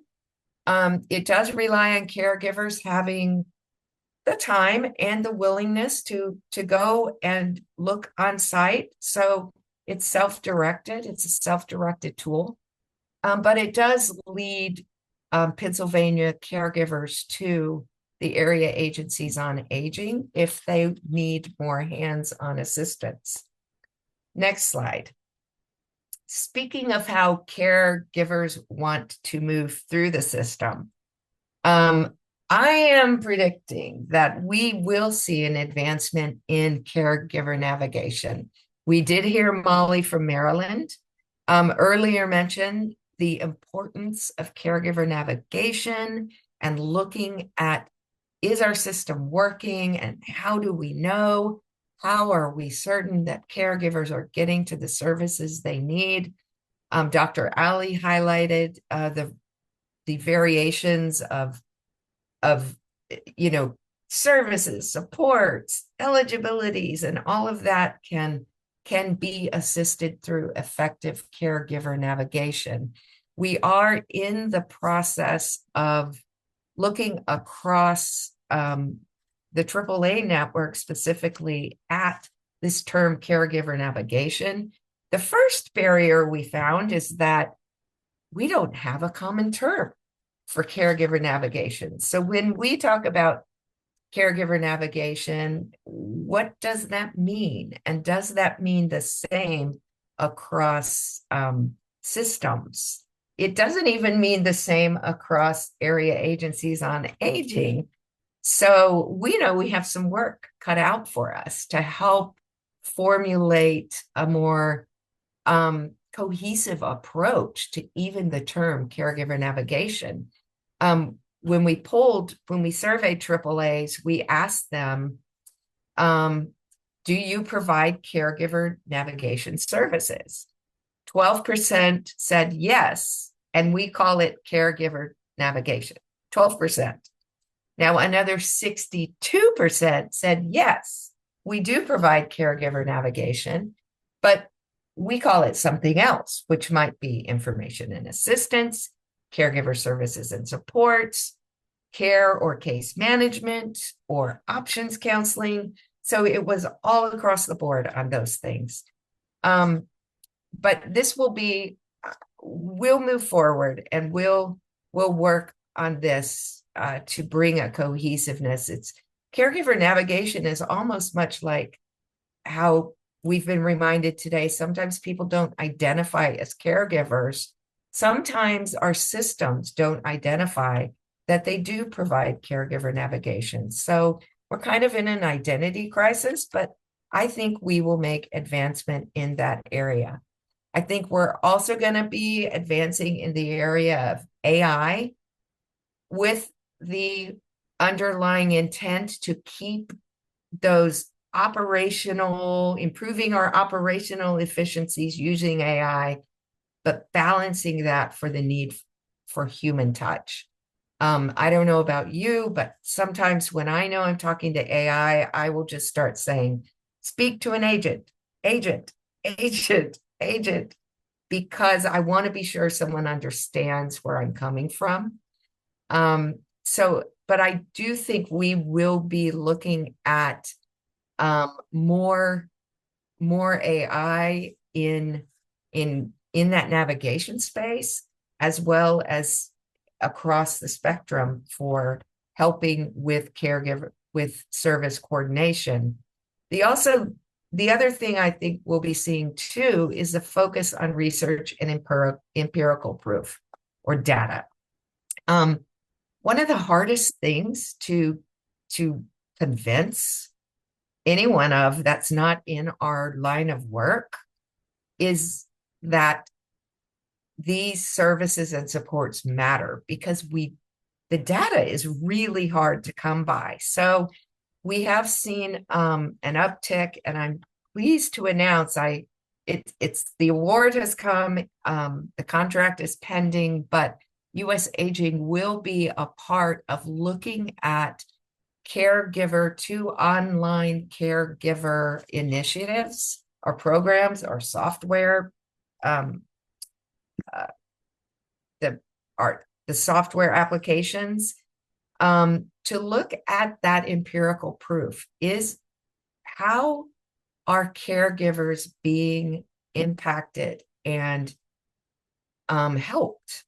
How are we succeeding as a group? So I think we're going to see more and more opportunities to prove that the services, supports, the coordination, the caregiver navigation is making a positive difference, and we'll have some data to back up the actual on-the-ground services and supports. And I do believe we will continue to see progress in improved policy. There are many policies that have made it through, a lot that haven't, but I do think we will continue to see additional improved policies in the area of care coordination and caregiver support. Last slide. Where do we go from here? I choose to look at this as a sunrise. I think the day is just beginning. One of my favorite things that that Jonathan Weston says about Goal 2 is that it's our opportunity to bring caregivers in from the cold. But not only do we need to bring them in from the cold, we're together developing a journey. And I believe our journey is filled with a lot of light. And I'm hopeful. And after being on this panel today and listening to all of the presentations, it has filled me with hope. And I'm just, again, hopeful from where we go from here. It's up to us. But I think with our dedication and commitment, we're going to be hitting the road and going places. And with that, I will conclude my remarks. Thank you very much. Thank you, Deborah. Thank you so much. From Deborah, who's really living that caregiving journey right now, filled with hope. And I did fail to mention that Deborah Stonewalls is in her second term on the Race Council, and we are so fortunate to have her serving.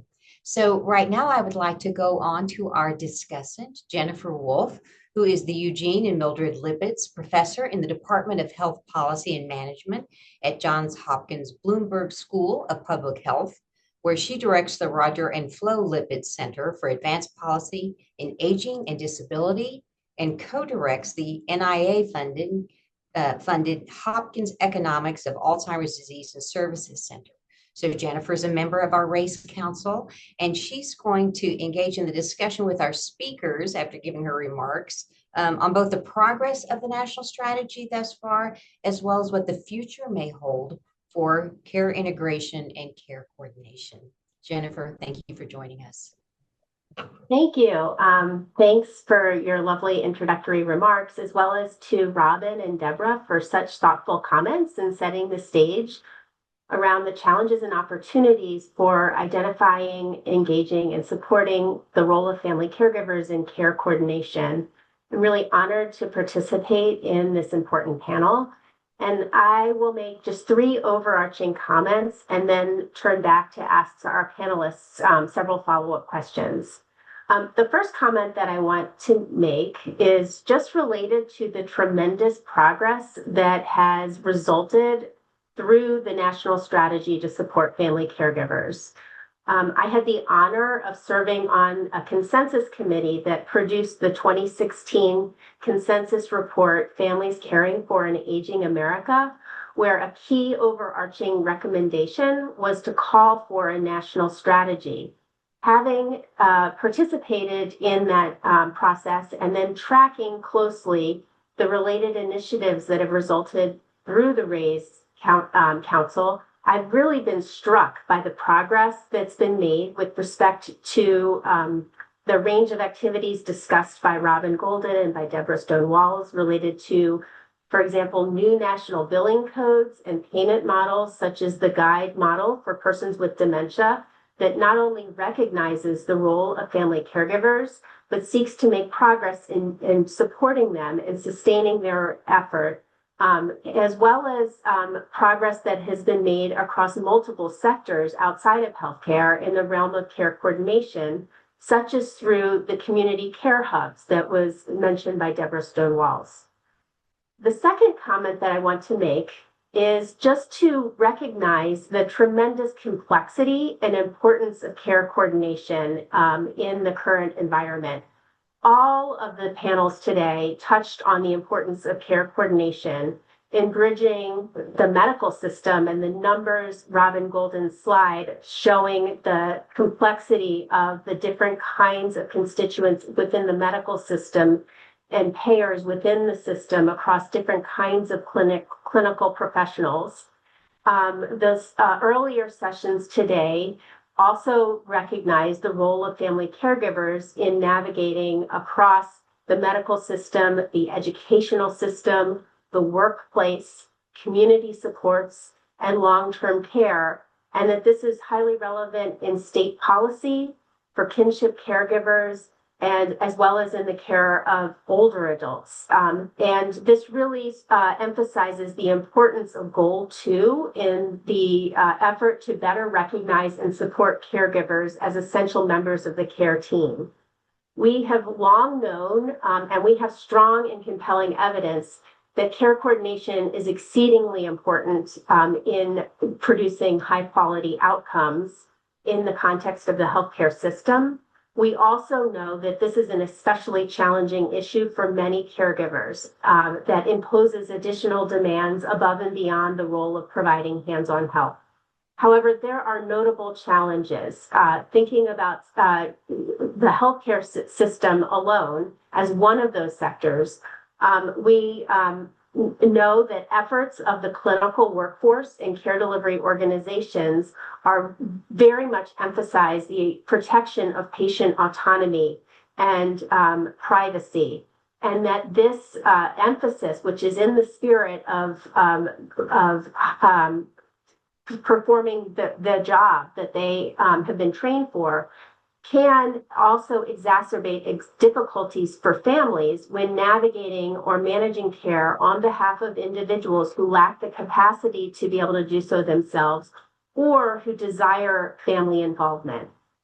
We know that families are heavily involved in managing complex care, but there is an absence of family-oriented information systems and reimbursement mechanisms that too often leaves their involvement and knowledge of the consequences of their involvement invisible. And this is the comment that Deborah Stone-Walls made earlier about the importance of goal 2, really bringing family caregivers into the light and making their involvement more visible. Deborah Stone-Walls also mentioned the importance of roles, and I just want to highlight the reality of the status quo and the disconnect where clinically prepared workers are function within a clearly defined scope of practice, typically in highly regulated care settings that were developed for the purposes of delivery of medical care. And in contrast, family caregivers are expected to assume wide-ranging roles. They are often not provided support or training, and they often provide help in highly heterogeneous settings that never were developed specifically for care delivery. So it's not surprising that the experience of coordinating care is incredibly stressful and challenging. And I just want to finish with sort of driving home the complexity of the role of family caregivers in care coordination and in specifically the medical care system, and that we can think of at least three roles that they often play. The first is providing emotional support and advocating on the behalf of the person who they assist. So this is really the role of family. The second is family caregiver as a therapeutic agent in the promotion of health and well-being, providing hands-on assistance, helping with medication management. It could be helping with more involved medical care, like home dialysis is an example, where training is really important, and the family member is often substituting for the role of someone who, if they were not there, would be paid. And then finally, we can think of family caregiver as a role in and of itself, where that role imparts difficulty that merits support in their own right in terms of psychosocial counseling or support where they may need respite and time away. And a key issue is that in the current care delivery paradigm, we are unable to differentiate these roles or monitor the impact of our efforts to better support the role of family caregivers in coordinating care and in systems of care delivery.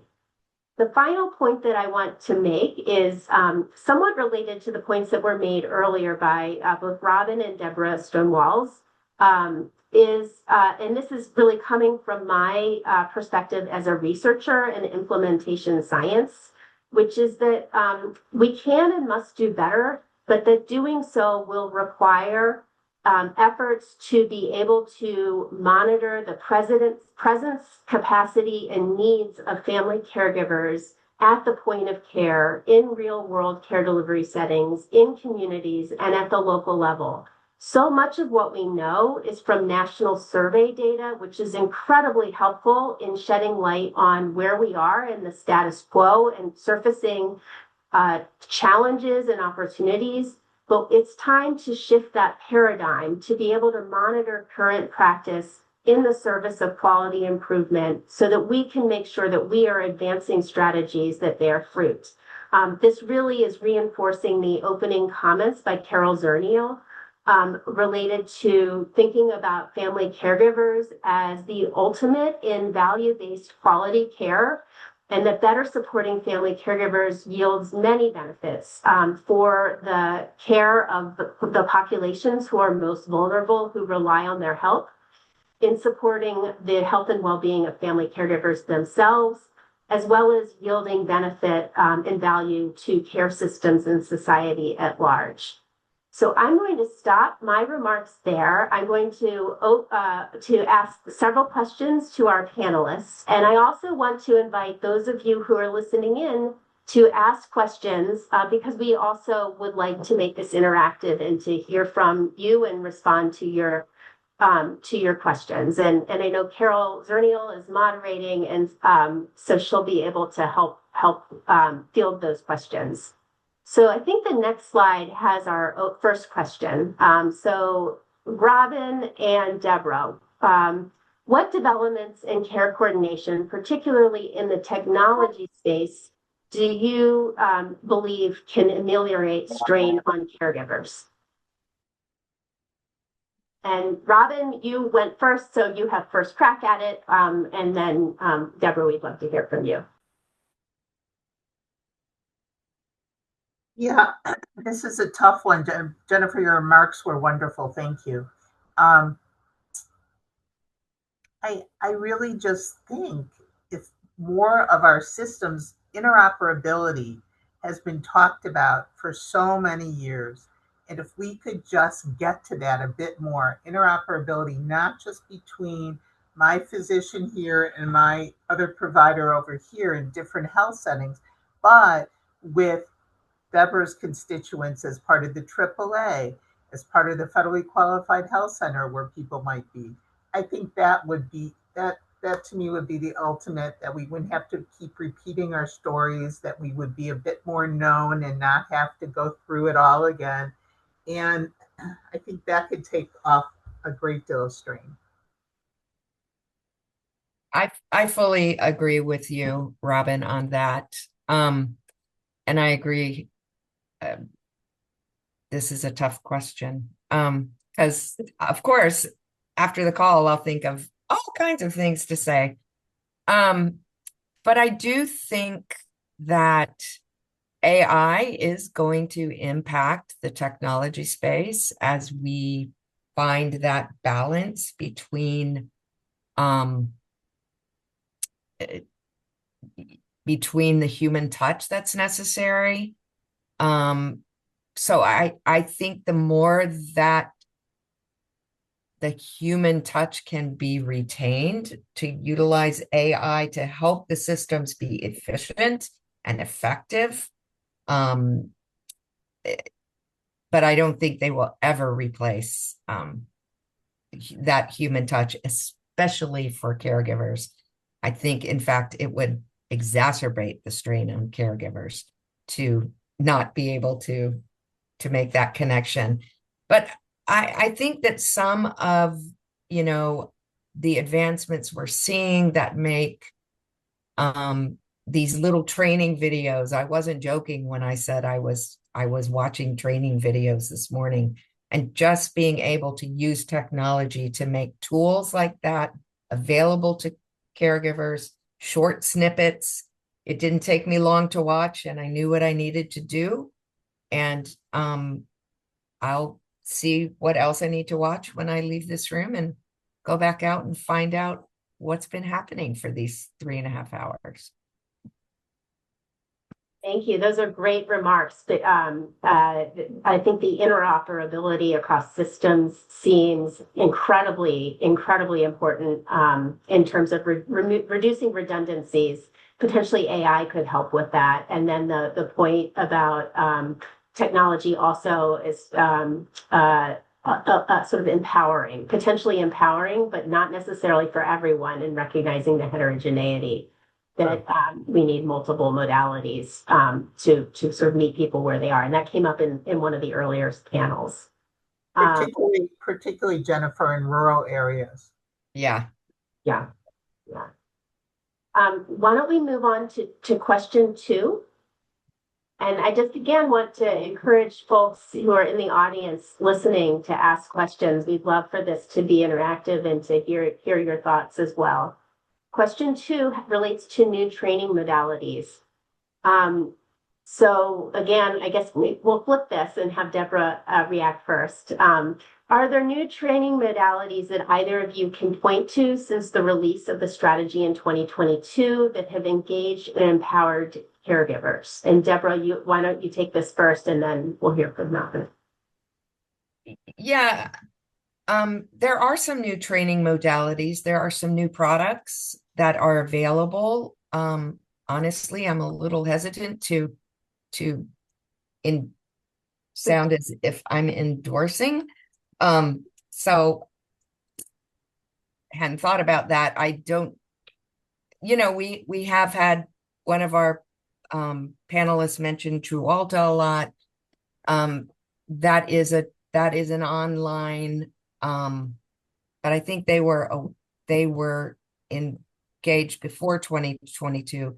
But I do know that there are more modalities that are coming out that are combining technology with personal touch through, like, self-guided with personal touch opportunities. And I think that may be a good mix for caregivers to be able to access training on their own time, but still have that ability to make that connection either through screen time, as we're all doing now, or even in-person settings. I think that's kind of where I see, as much training as we're going to need, that's kind of where I see it maybe heading to have that combination. Because I do believe with caregivers, sometimes you just need someone to hear you and to react to what you're saying, and to be that reflection of empathy and connection. And I think training modalities that can combine the ease of self-directed learning, the ease of your own pace with the opportunity to make that personal connection, to fill in the blanks and to provide that empathy and just human being connectedness. Thank you, Deborah. I would really look at what the geriatric workforce enhancement programs, 40 plus across the country, funded by HRSA. I know Joan Weiss was on a little earlier, are doing, because all of those trainings were supposed to be for family caregivers as well. So I just think it's critical to not recreate the wheel. I encourage us to go and see what's out there. Not you've met one caregiver, you've met one caregiver, everybody's going to learn differently. I'll tell you, to me, where the learning happens the best is peer to peer.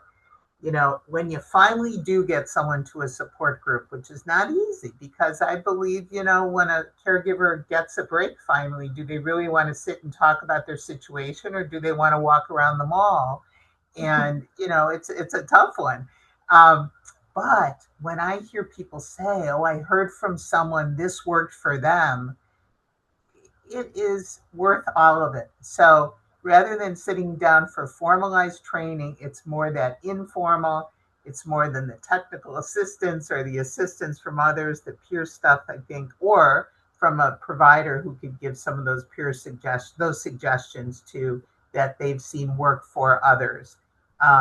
You know, something that's wrong with a lot of our professions is they're afraid to give advice, and I understand why. But gosh darn, if you know that something's worked for somebody else, why wouldn't you share that? It could work for the person you're sitting with at that moment. Well, thank you. Those are wonderful comments. I want to invite Carol Zernial back to the discussion. I think she has a number of questions as well. This is a topic that she's very knowledgeable about.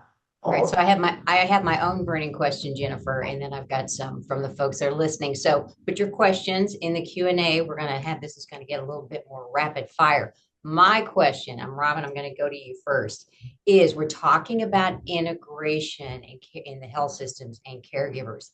How do we keep from medicalizing what is currently pretty much a social service?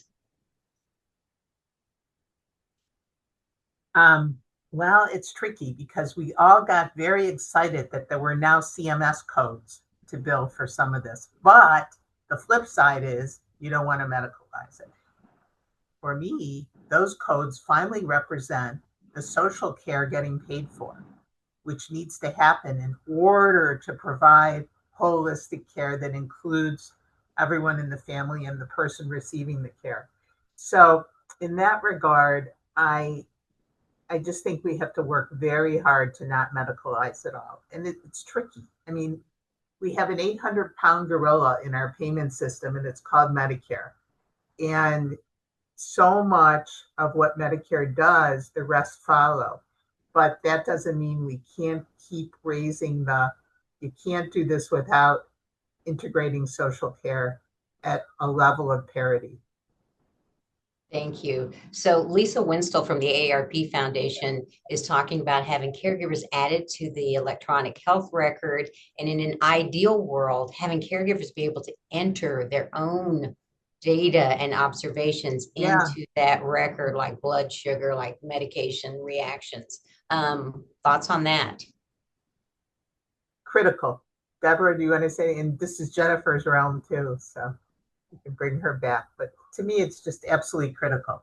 They should be on the EMR. They should have their own EMR. The EMR should be connected, whatever way we want to do it. My chart should be connected. It's just so siloed. I mean, how do we get past that? But Deborah, Jennifer,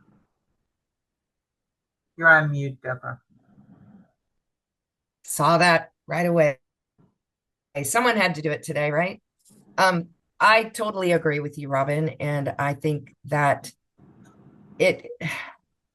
caregiving is stressful enough without having to fight to get the information you need, or even to inform the medical professionals about what's what's happening at home if you could enter those records. It only makes sense to create those pathways that make caring as easy as possible. So I totally agree with everything you said, Robin. And if they're being viewed as part of the care team, then why wouldn't they be? Why wouldn't you? So let me, Jennifer, something you said that is I have experienced myself. I've been in the hospital room with my father, asking the doctor a question and being told, I can't share that with you because of HIPAA. And he's right there saying, share the information with my daughter. So how do we, what might be a good first step to reintroduce HIPAA in the training to organizations that need to, comply and they want to protect the information of the people they're serving? Well, I thought I was only going to be asking questions, but I'm delighted to respond if there's an invitation there. I guess I think this issue of role and formalizing the role of caregivers and care partners when they are in fact navigating care delivery demands is incredibly important in both legitimizing when the person or the patient would like them to be involved, but also providing them with access to timely, comprehensive, and accurate information that is absolutely essential when they are, navigating the care delivery system, interacting with clinicians, overseeing or providing hands-on assistance.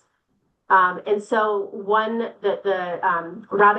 in her slides mentioned the Coalition for Care Partners, which is a partnership between myself and Kate DeRoche, and has been supported by several foundations, including the Johnny Hartford Foundation, which we're very grateful for. And the focus really is on trying to promote shared portal access in the care delivery system, because as has been mentioned, what family caregivers need is not one size fits all. It's very specific to the specific health issues that are being managed. And that is an existing functionality that is widely available and allows a patient and a care partner to be able to proactively identify not just one care partner, but it could be a shared care network. Multiple care partners can have access to the information, and then clinicians are able to understand who it is they are interacting with electronically. And so it is not a one size fits all. It isn't a silver bullet to collect to address all of the issues that have been raised, but it is one small step that would allow for care partners to be identified, to complete voluntary assessments, and to be able to provide electronic referral resources and education. So anyway, I'm happy to. Thank you for letting me cheat and ask you a question. All right, Deborah, a really interesting one for you. Have you heard of anybody using influencers to help get the word out about caregiving training or resources? I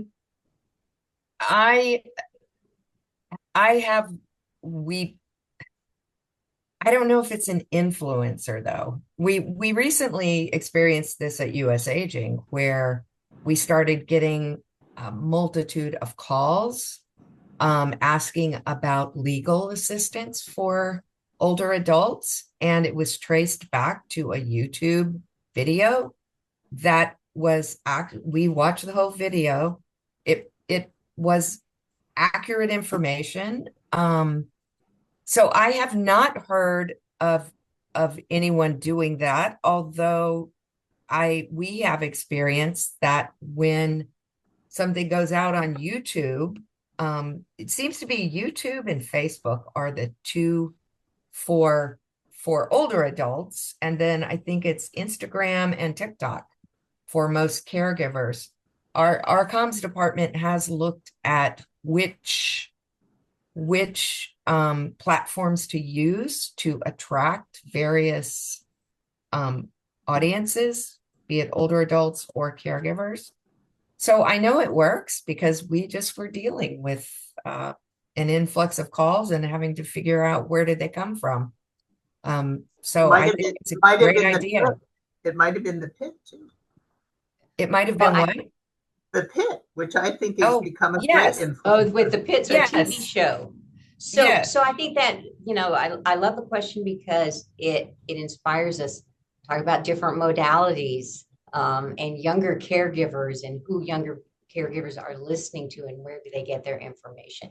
And so maybe it's a Kardashian, I don't know. But there are some folks out there that do have wide followings, and there are YouTube channels. So thank you for that question. So, Robin, I think we got time for one more, talking about how do we build future infrastructure that allows us to monitor and support both the caregiver and the care recipient across settings, across places. I think it's going to be our work around the ecosystem. I'd like to believe with many of the partners who are here and many that are not, that making this rise up in public health, aging, health systems, that we just can't do this without the family caregiver, without figuring out not just, how they should do which task, but what's important to them. Are they getting their own health needs met? All of those things are going to be critical for propping up the system. And I do think the infrastructure is going to come from some sort of interoperability that cuts across sites and settings and providers. And I'm hopeful. Someday it'll happen. And I think RAISE could help that happen. Thank you. Thank you all.